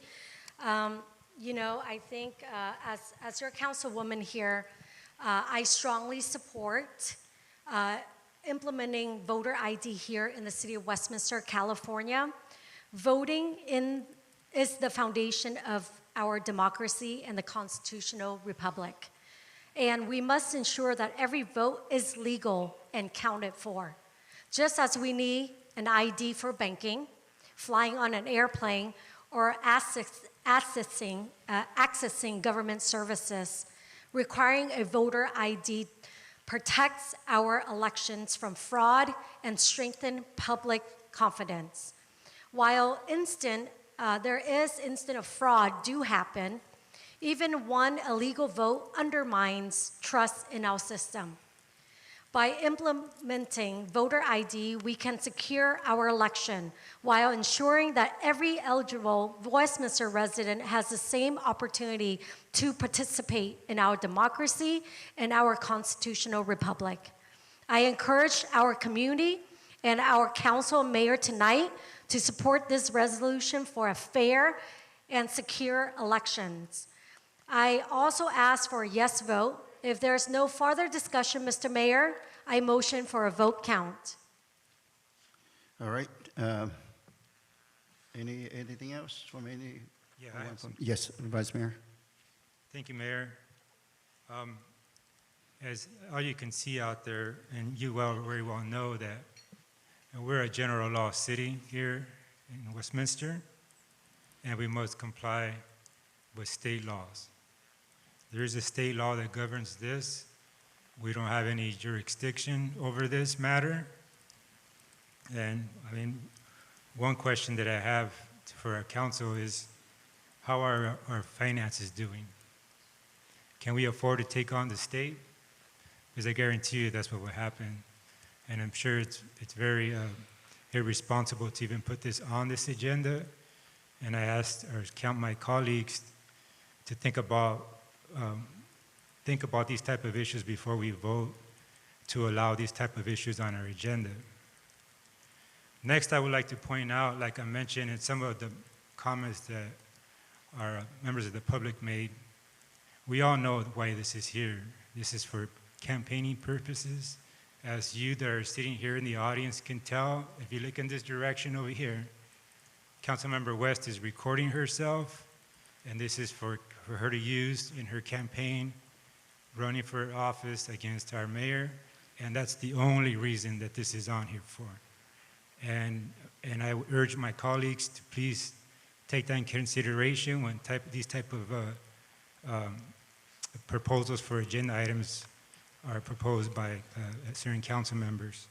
So this is a total waste of time for our community, it's total waste of time, our staff, total waste of time for this council, and it's costing taxpayers money because to put these items on the agenda, it costs money. Our city attorney does not work here for free. He has a billing that he'll send us for working on something like this. And I ask my colleagues to please be responsible about our financial situation when you're taking this into consideration. Again, look on this direction. She's recording herself. It's campaigning on the dais, and I ask our city attorney to please look into this and warn us, because this is illegal for us to campaign on our dais here. We're doing it on city public property. So please leave that for your own personal time and your own private property for campaigning, but don't do it here. So that's all I got. All right, thank you. Anything else from the council member? Okay, Council Member Markwin. Thank you, Mayor. It's like what Vice Mayor was saying. We are a general law city. We must follow state laws. Unless state law changes, then, I mean, I don't see the value in voting yes on this resolution. That's all I have. And as for me, I think the staff report clearly states that the authority to regulate election procedures rests primarily with the state of California.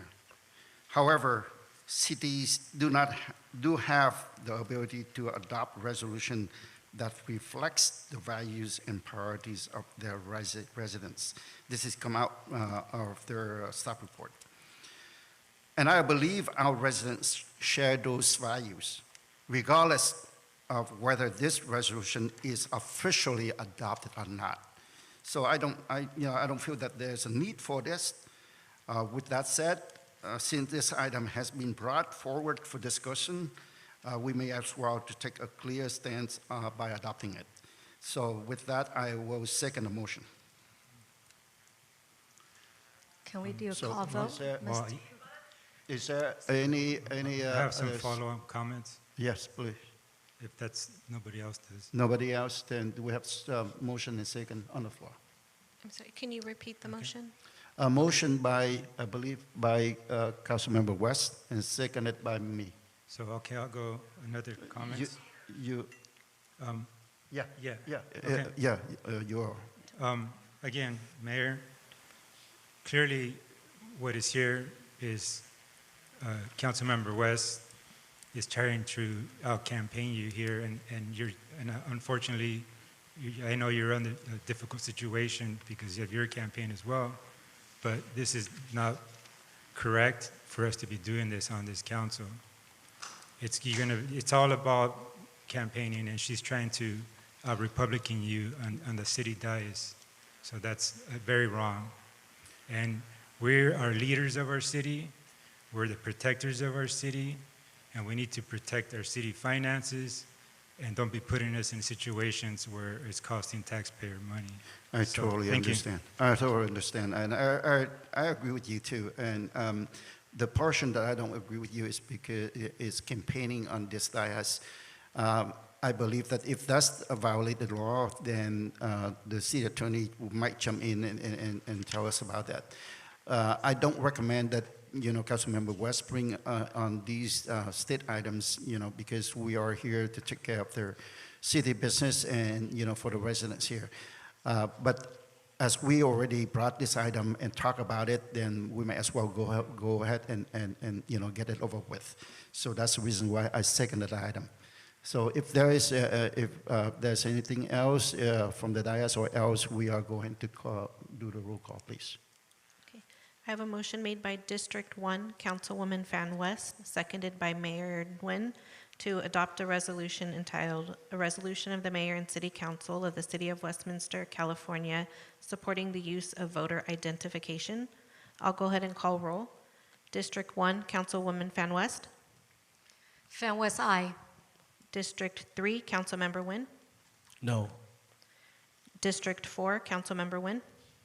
Yes. Vice Mayor Monzo. No. Mayor Nguyen. Yes. Motion carried with District 3, Councilmember Nguyen, and Vice Mayor Monzo voting no. Okay, next item is 9.3, consider a resolution opposing Viet Rise promotion of communist propaganda in Little Saigon and reaffirming the city's commitment to historical truth and freedom. This item brought to us by Councilmember West, so you are now recognized. Please put 5 minutes, please. Thank you, Mr. Mayor. This item, 9.3, consider a resolution opposing Viet Rise promotion of communist propaganda in Little Saigon and reaffirming the city's commitment to historical truth and freedom. With this, Mr. Mayor and Council and the City of Westminster, good evening. I rise today to firmly oppose the spread of communist propaganda by groups like Viet Rise in our Little Saigon community.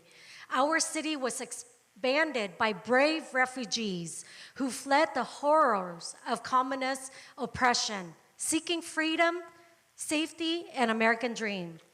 Like my family and many in our community, we cannot allow false narratives or propaganda to distort history or dishonor the sacrifice of our community. Westminster stands as a beacon of truth, liberty, and remembrance. We reaffirm our commitment to preserving historical truth, defending freedom, and ensuring that the next generation understands the cost of tyranny. Together, we will protect our community from the attempts to rewrite history and continue to honor those who fought for freedom. I also ask the council and the mayor to vote yes on this item. If there's no further discussion, Mr. Mayor, I motion for a vote count. All right, so is there any comments on this? I have a comment. Yes, Vice Mayor Menso. Thank you, Mayor. First of all, I just have a question as far as this staff report is concerned. On the staff report, it seems like they're trying to be disingenuous or trying to hiding some information, because how do you go from page 1 of 8 and then there's all the rest missing and then page 6 only? It seems to be a lot in between that's not being put forward. Are you trying just to put a narrative out there that's fake news? So I don't understand. So it's clearly, again, recording herself from the dais, nice speech, you know, she can use for her campaign. How do we know what was, did anybody attend the meetings of, or with this event? Let me see this event. On the first page it says, empowerment through history. So was this a history? Was this some history being taught here for the younger community? I would think that older Vietnamese that suffered through the, you know, coming through this country as losing a country and coming through here as a refugee, that we would want to make sure and ensure that the younger community, the younger generation knows and learns about their history and how their parents and grandparents, the struggles that they went through. It seems to me that, I don't know, but just reading this first page as far as empowerment through history, that this is something as far as a history lesson and teaching the younger generation. Do we know if this was the case? I would guess just by these 2 pages that were presented, that that's probably the case. So I would think that the older community, the older Vietnamese would want this, because I've been to many Vietnamese celebrations where we're teaching the younger generation as far as culture and traditions, and history is part of that. Do we know that they were trying to teach the younger audience, the younger generation, about the suffrage, the struggles living under colonial rule? Do we know if that was the case? I would guess probably so. Do we know what they were trying to teach the younger generation about the horrific experience of losing a country to communists, escaping communism, losing your life on the way here? How many folks have lost their life in the middle of the ocean? Do we know? Did anybody, or Ms. Councilmember West, go and speak to these folks in Viet Rise and ask them what they were talking about, what they were teaching, what were they speaking about? To me, we don't know. This is a lot of unknowns, and these are questions that I would think somebody that's responsible would find out before you put it on the agenda. I'm not done yet trying to read my notes here. A true leader would want to get out there and learn and speak and create a relationship. A true leader unites people. The only way you unite is by talking, not creating chaos and division and hate.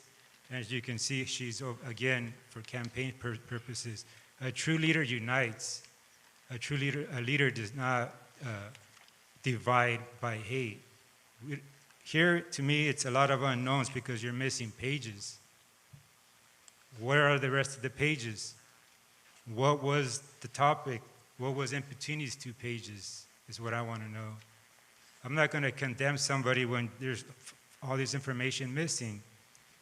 And the biggest thing here, in the irony about this, for freedom of speech, the suppression of freedom of speech, Councilmember West, is communism. By you trying to suppress First Amendment rights that we have, that many Americans died to give us the freedom of speech, to give us all our rights as Americans, by suppressing that right, that is communism. I can show you pictures of communist Vietnam suppressing the voices of Vietnamese in Vietnam. That is communism. And you, by trying to suppress people's voices here in this country, that is communism. And that's the irony that you can't even see that. But again, it's all for campaign purposes. I can't vote on something that there is lack of information here.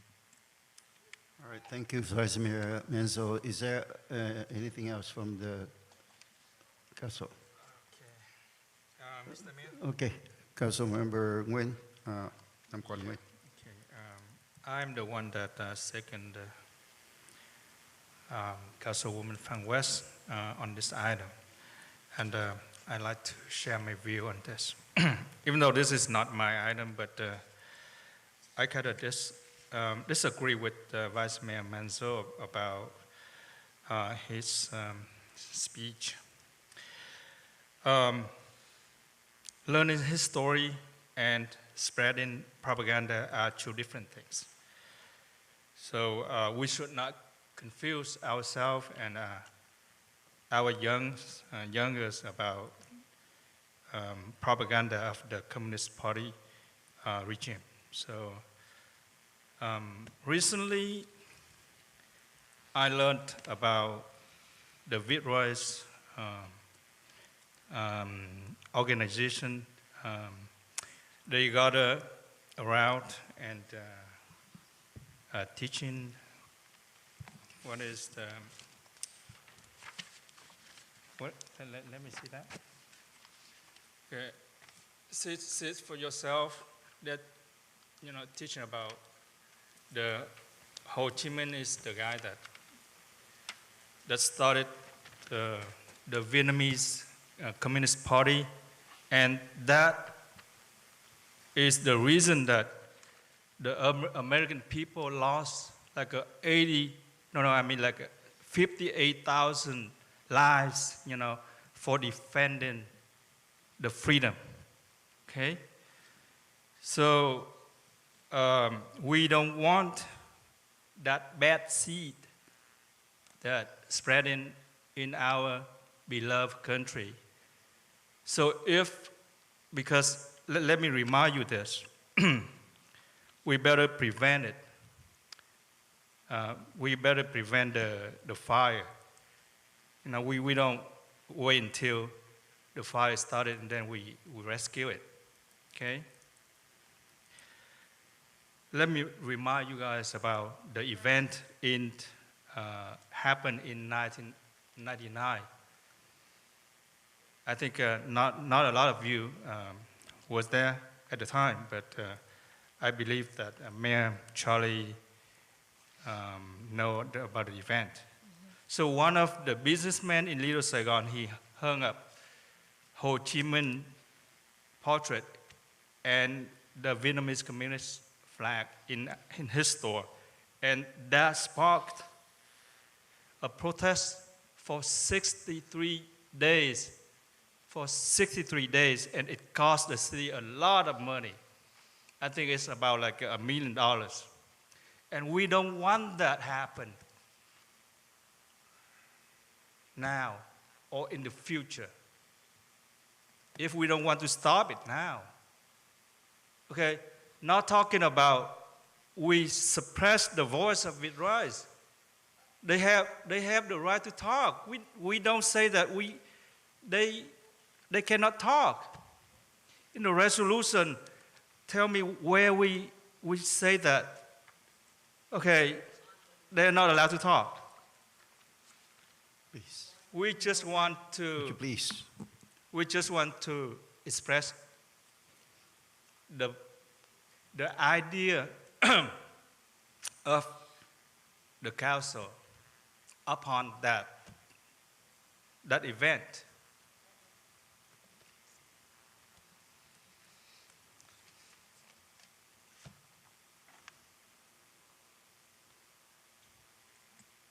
All right, so being said that I second Councilor Amy Fan West on this item. All right, You thank back, you. Mr. Thank Mayor. you, Councilmember Namwin. Do you have anything to say? Yes. Okay, please. Thank you, Mr. Mayor. I thought the staff report was a little thin. There's only 2 slides out of 8, so I was concerned. So I got a chance to go on Instagram on Viet Rise page and read the whole 8 slide.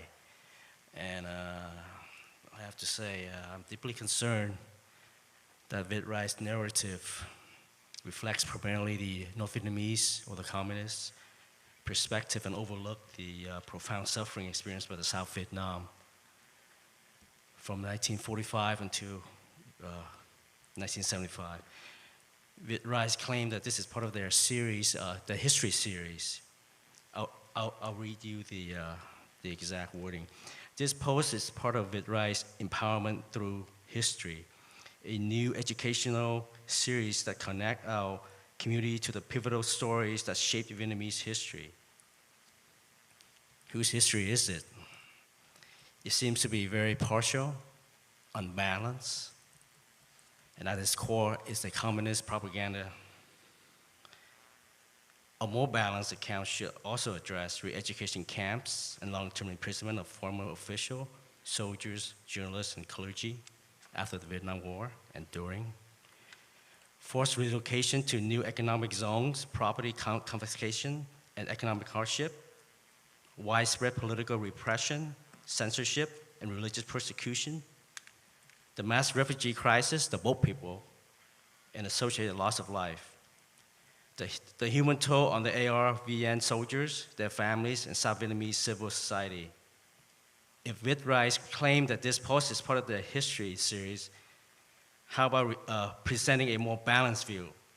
How about you include sources and testimony from South Vietnamese survivors, diaspora, communities, and a broader range of historians to present a fuller, more accurate picture.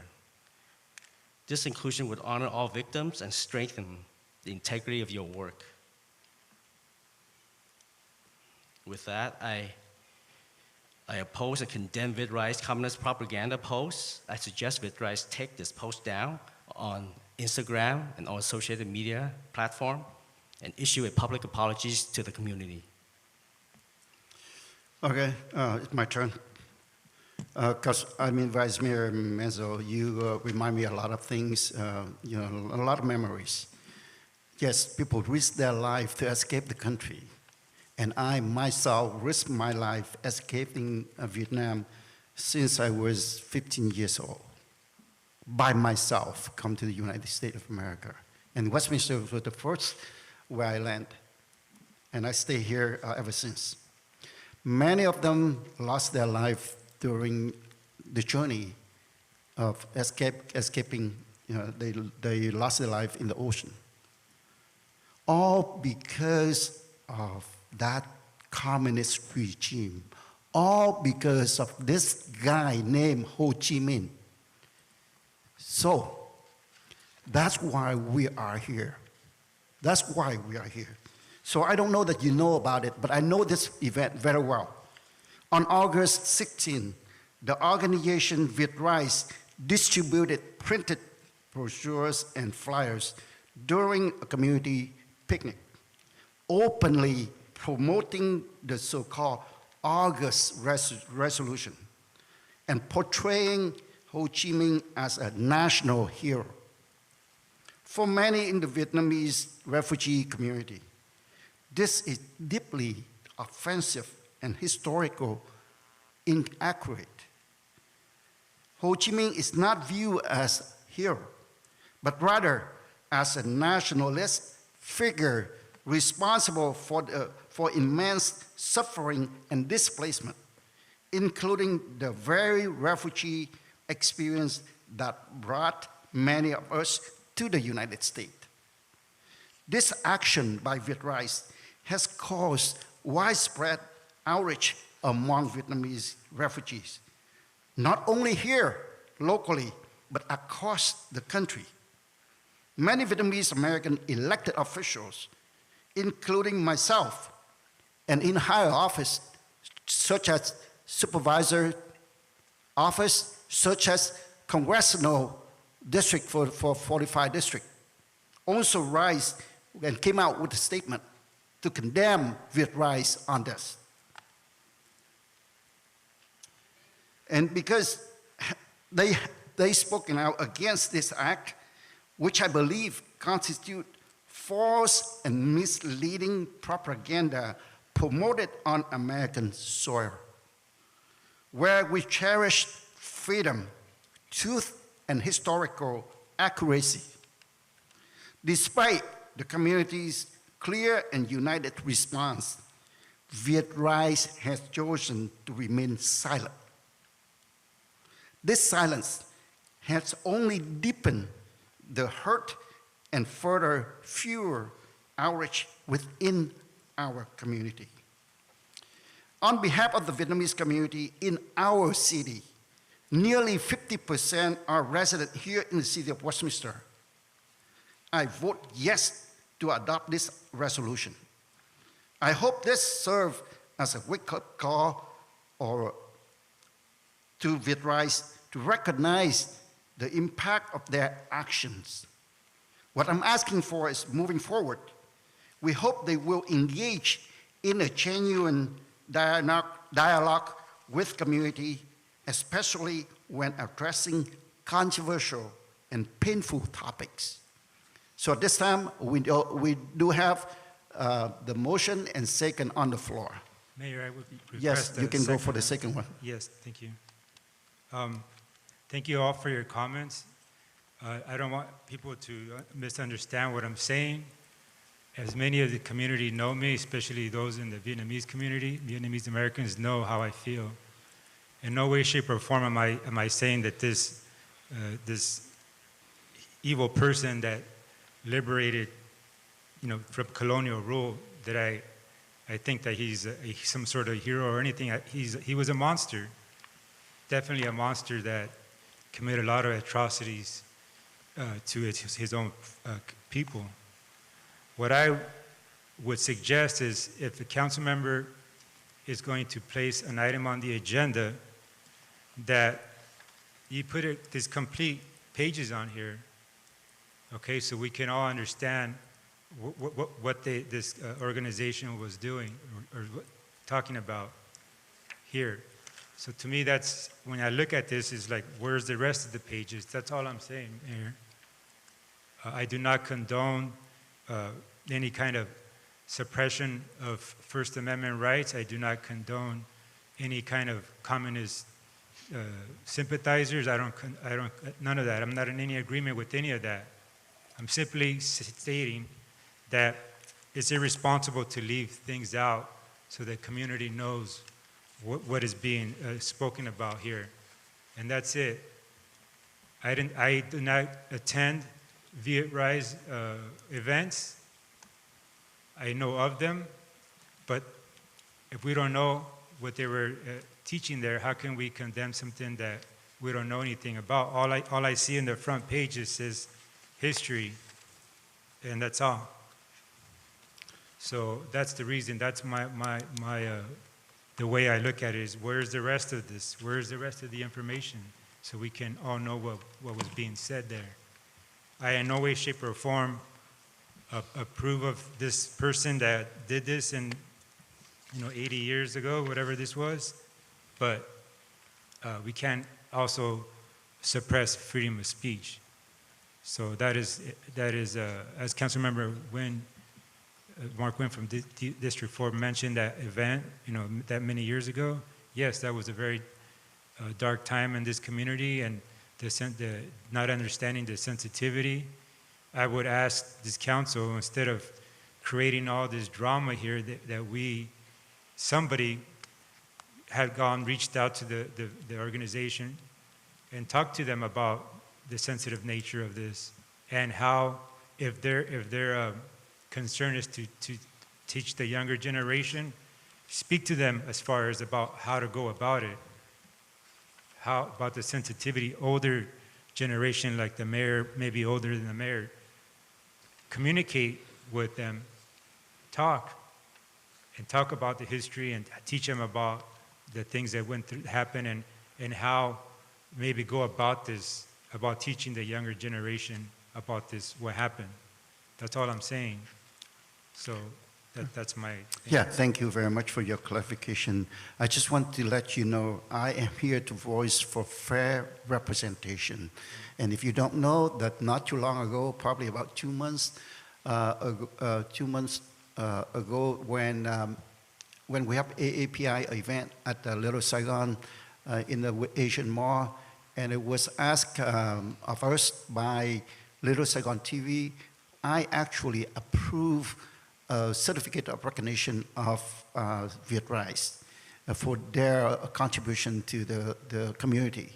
But you know, what is right, then we recognize, but what is not right, we have to let them know so that we can all work together as a community, you know, especially with the controversial topics. So do we have a motion and second on the floor? We Why already don't we did. call for the vote? Please. Call for vote? Yes. Okay, I have a motion made by District 1, Councilwoman Fan West, seconded by District 4, Councilmember Nguyen, to adopt a resolution entitled, "A Resolution of the Mayor and City Council of the City of Westminster, California, opposing Viet Rise's promotion of communist propaganda in Little Saigon and reaffirming the city's commitment to historical truth and freedom." I'll go ahead and call roll. District 1, Councilwoman Fan West. Fan West, yes. District 3, Councilmember Nguyen. Yes. District 4, Councilmember Nguyen. Yes. Vice Mayor Monzo. I'm going to abstain simply because of the reason that I don't have a full information in front of me to make a decision. So. And Mayor Nguyen. Yes. Motion carried 4-1 with Vice Mayor Monzo abstaining. Okay, so we are at 9:55 right now. I motion to extend the meeting over 10 o'clock. We have motion and second. I have a motion made by Mayor Nguyen, seconded by District 4, Councilmember Nguyen, to extend the meeting past 10 per city policy. I'll go ahead and call roll. District 1, Councilwoman Fan West. Fan West, aye. District 3, Councilmember Nguyen. Yes. District 4, Councilmember Nguyen. Yes. Vice Mayor Monzo. Yes. Mayor Nguyen. Yes. Motion carried 5-0. 9.4, consider a resolution opposing any actions that dishonor the American flag. And this item brought to us by Councilmember West, so you are now recognized. Thank you, Mr. Mayor. This item 9.4, consider a resolution opposing any actions that dishonor the American flag. Mr. Mayor and Council and Westminster resident, I stand firmly in defense of one of our nation's most sacred symbols, the American flag. The flag represents freedom, democracy, and the sacrifice of countless men and women who have fought to protect our way of life.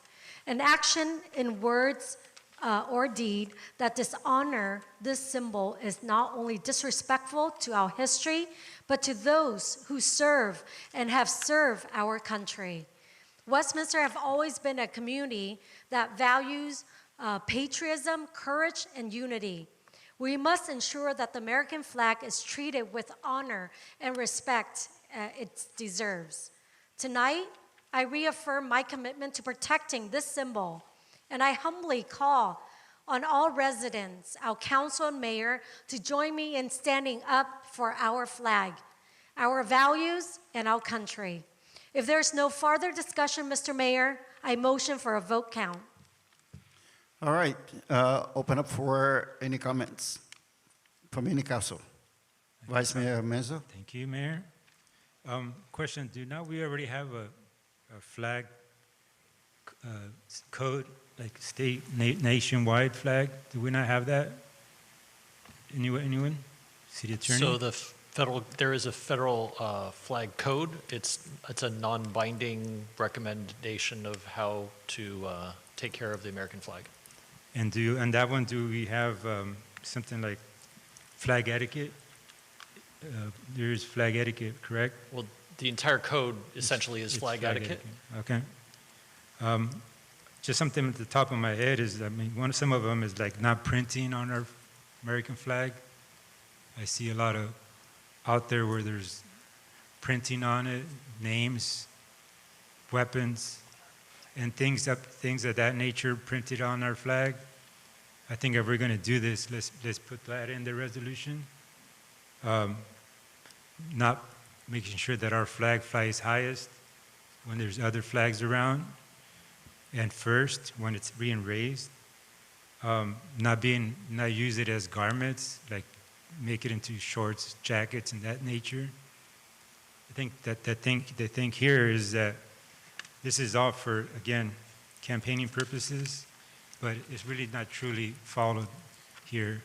I have instances where the other flags are not lowered during the national anthem at certain events in the community. One suggestion that I would make is that when there's applicants when we have a public, special event permits where there's going to be flag ceremonies, that staff print up the flag etiquette and staple it to the application so that there is no claim of not knowing these flag etiquette rules. Because if we're going to do this, let's do it right. Let's make sure that the community knows what those rules are when conducting ceremonies. So I would say make that part of this resolution. Approve this resolution and also add that staff do that, put the flag etiquette rules on the applicants and issue that so they know how to do their ceremonies and not disrespect our flag in the process. Thank you, Mayor. All right, is there any other? Okay, then it's my turn. The American flag is a powerful symbol of our nation's history, sacrifices, and values, especially for immigrant and refugee communities who came to the United States seeking for freedom and democracy. It is understandable that many feel strongly about protecting its dignity. So with that, do we need to adopt a resolution for this? Not necessarily. The values represented by the flag, freedom, democracy, unity, and respect, are already widely upheld and understood across our communities. There are also existing federal and state law, such as U.S. Flag Code, which provide guidance for the respectful treatment of the flag. From the legal and practical standpoint, a new resolution may not change policy or enforcement, or could view as symbolic rather than substantive. However, if the goal is to reaffirm our community's shared respect for the flag and to make a public statement about our values, then adopting such a resolution may serve an important symbolic purpose. It could unite residents around a common ideal, especially in terms of political and social division. With that, do we have the second yet? I will second the motion. Thank you, Mr. Mayor. May I call for a vote count if no other discussion?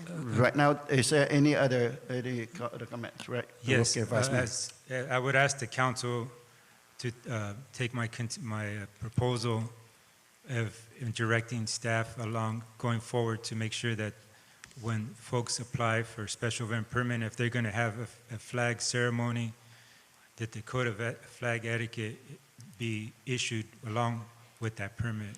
So there's no. So the motion maker, do you take that into consideration? No, I just want to keep it as is, Mr. Mayor. And you second my motion, right? Is that correct, Mr. Mayor? I'll make a substitute motion. The thing is that I would even go further than that, but by if we know, this is education. Yes. We can educate people, have them do the right things instead of, so even though we do that, we just want to do for the people who do a special event. And for those people who are out there doing, the ceremony, I don't know whether they know about that. So I think that, I think it's reasonable consideration. If you want to reconsider that, then I will second that too. Mr. Mayor, may I ask staff, do we have any resolution that honors the American flag in our city yet? No, we don't. That's why you are asking for one.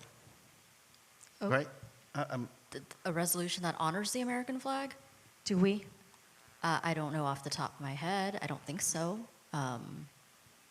Okay, so this Yeah. is basically just to honor the American flag. So, Mr. Mayor, if you want to add something different, you can create another agenda item. I'm more than happy to be your second if you need to, but I know you don't need a second. But I'll support you in that. In that case, Mayor, I would like to make a substitute motion to approve this, but add direction for staff for educational purposes if there's an applicant for a special event and they're going to have a flag ceremony, just to issue this flyer. It's something simple they can print up and attach it, a flag etiquette, and just attach it to their application, and it's for educational purposes. And that's Like how And to that's not substitute disrespect motion. the flag? yes, that's my substitute motion. Yeah, that's substitute motion. And I will second you on that already, but you don't take it, so I withdraw my second for you, and I will second the substitute motion. Okay. Mayor, can I jump in real quick? I am so sorry. So, Okay. in a staff perspective, in terms of adding a flag policy, we can certainly do that administratively. I'm just a little reluctant to tie staff direction on the process based on a resolution about statement of, like your statement of support or opposition for something, because at some point when we do come back with updated special event, permit policies, et cetera, we'd have to go back and change this particular resolution if there's if there Okay. needs to be a change. So I'd rather that it Okay. not be included.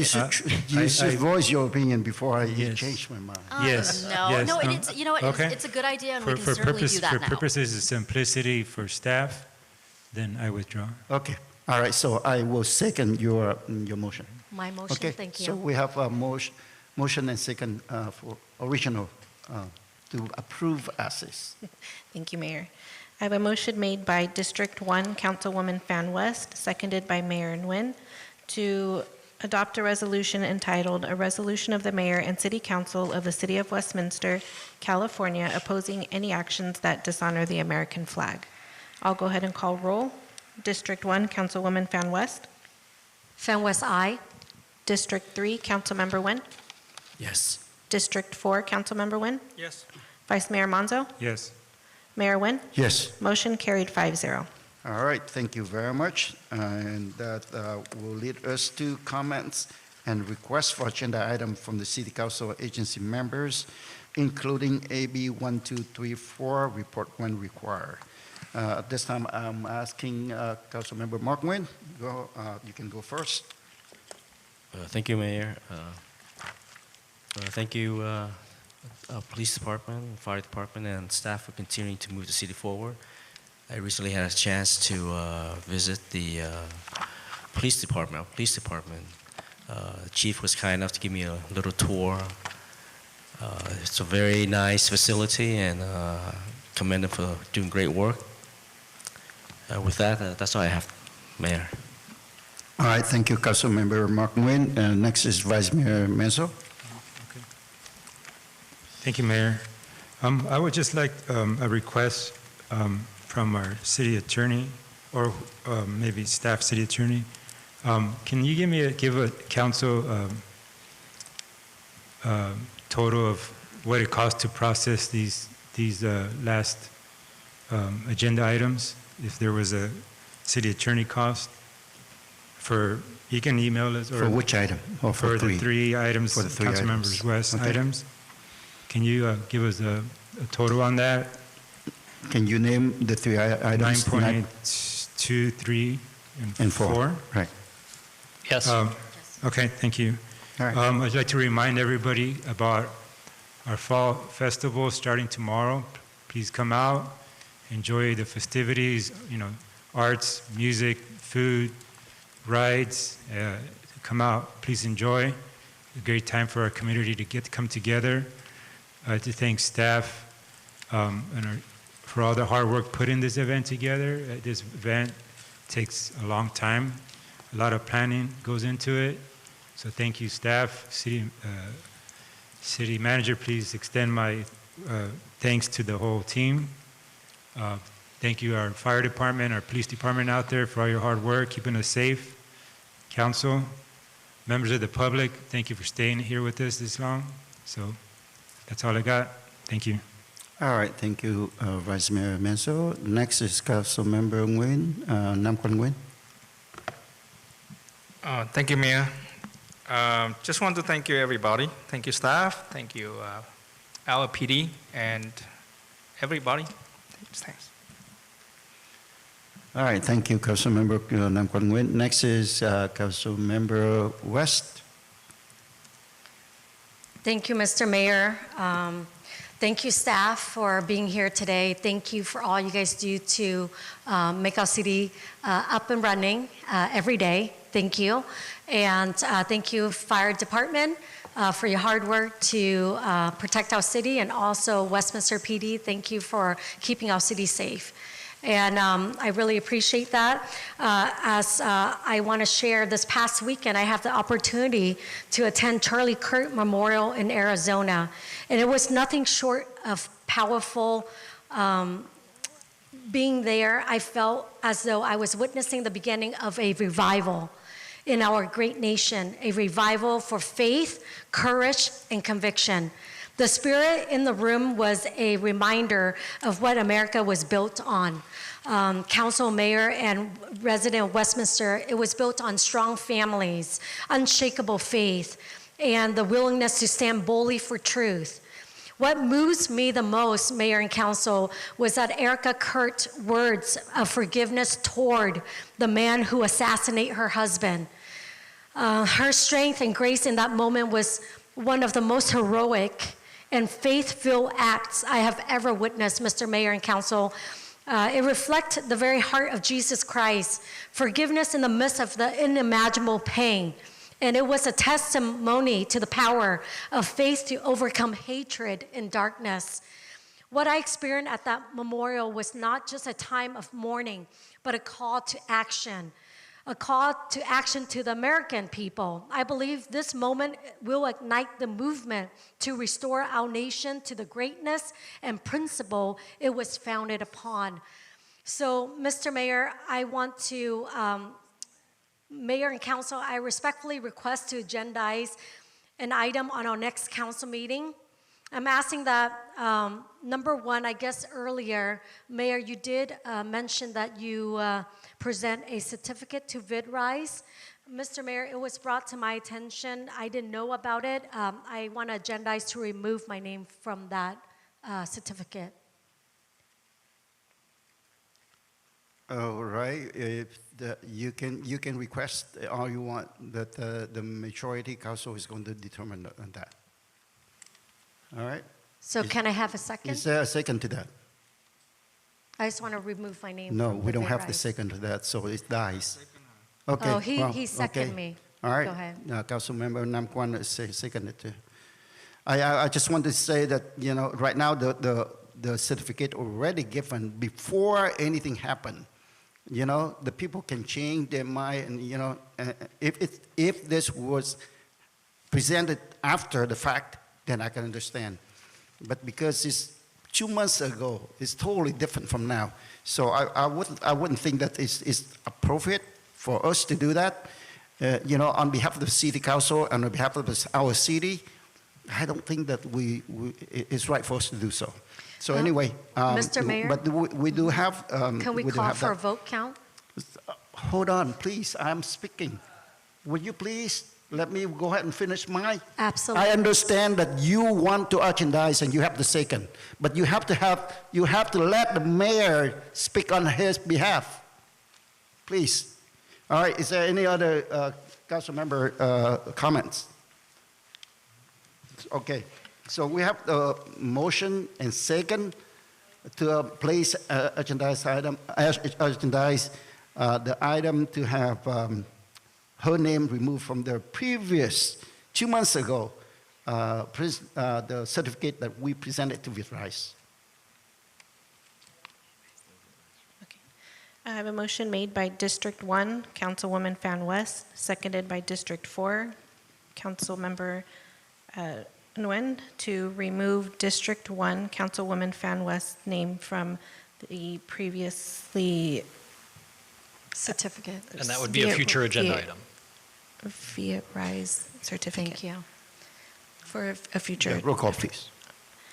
District 1, Councilwoman Fan West. Fan West, aye. District 3, Councilmember Nguyen. No. District 4, Councilmember Nguyen. Yes. Vice Mayor Manzo. Just question, are we supposed to like go onto their private property and steal it back and erase the name? How is that supposed to work? No, no, it's lame. Mayor I just Nguyen. want my name to be No. removed. All right, so, Motion- yeah. Sorry, motion failed 3-2 with, oh, Three- sorry. Motion failed 2-3. All right, thank you. Okay, thank you, Mr. Mayor. I have one more request. Mr. Mayor and Council, I respectfully ask to agendize an item on the next council meeting to honor the South Vietnamese flag, the yellow flag with the 3 red stripe. Mr. Mayor, I ask for a second. Honor for what event? We already have, I believe that we have that resolution that honored the Vietnamese flag already. We have so many of those. Yes, so is there a second to that? None, so it's fell. All right, anything else? Mr. Mayor, I have one last one.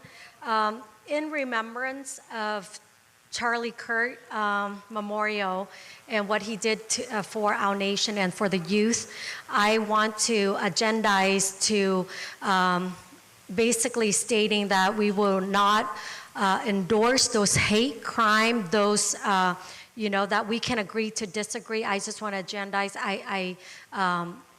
I oppose those kind of action. I support free speech, Mr. Mayor. So I ask to agendize this, any opposing in the city of Westminster, opposing any hate crime, any silencing of the voice of the people for free speech, the First Amendment. So may I agendize that? And can I get a second, please? I believe that we all watch the funeral on air, and we also on the very day that he's passing away, I believe I let you do the prayer, and also I adjourned the meeting in memory of him. And I know that several events have happened already, even in my fundraising event in San Jose and here. Twice I have already, having a prayer for him. So at this point here, I think that, we can continue to pray for him, but I don't think this it needed to be, agendized for our meeting. So that's my comment. I don't know. Is there a second to that? City Attorney, I want to verify. Is there a second to that? May I ask for verification to the City Attorney? City Attorney, my motion, I don't think the mayor understand. I understand So there hasn't been a second. Yeah, this is. Is there a second? I think we understand what you're asking for. Is there a second to the motion? I asked, I don't think you understand. I'm not asking to remember, Charlie Kirk. I'm asking to oppose any hate crime, any kind of crime like that, to silence freedom of speech. That is very understandable. So I'm asking to agendize that. So may I ask for a second? I'm not asking what you were thinking, Mr. Mayor. I'm asking to oppose any action to silence the First Amendment. And you cannot have hate crime like that in the city. So I reject that. So I want to agendize to reject any form of hate crime to silencing freedom of speech. So I believe asked I for believe a a while motion ago, to agendize Vice that. Mayor Menzo already have that resolution in the city of Westminster. Is that correct? Am I Yes. correct? Yes. a while back Okay. ago. So if we have that already, why we have to do it again? Staff, is that correct? We have a resolution to oppose hate crime or silence of free speech? We'd have to look it up. I don't know we don't know off the top of our heads right now. So, Mr. Mayor, I want to make sure that we stay on the agenda so we can only have brief discussions of items. Right, This is okay. not on the agenda, So- so there's been a motion and there's Thank not you. been a second. So Thank I you. would suggest that we continue on. Thank you. So let me ask you again. Are you still proposing that agendize that item? Yes or no? I have a motion already, so I'm Okay, just waiting for okay, a second. all right. Is there a Mr. second to Mayor. the motion?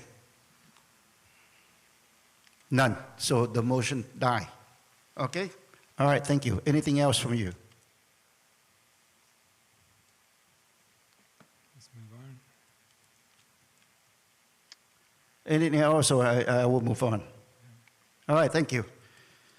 All right, my turn. I just want to thank you all for being here this evening. I hear you, but at the same time, I ask that a lot of, accusation, a lot of force, things out there, even those, people can voice their opinion. But I just want to ask that, follow the facts and determine, and decide it for yourself. We are not, here to fight or to argue, and but the facts is always speak out, and I want to make sure that people don't take it literally and with the voice or with the comment. But we appreciate for your opinions. At this time here, I want to thank staff for your hard working, for very for all your efforts. We have a lot done tonight, and I just want to remind you that we are having our fall festival starting tomorrow, and please remind your family, your neighbors to come out and support and enjoy the event and support our staff. I know that they've been working day and night to get the event up and running. And if we don't support them, that means, next year, if we're not successful this year, then of course we are going to scale down next year. So I would like to ask you to remind your neighbors and your people to come out and enjoy the event and support our staff. At this time, I want to let you know that our regular meeting on October 8th has been canceled. And so instead of and then in filling for that one, we have a special meeting, and that special meeting will be held on Wednesday, October 15, on 2025 at 6 p.m. The meeting adjourned.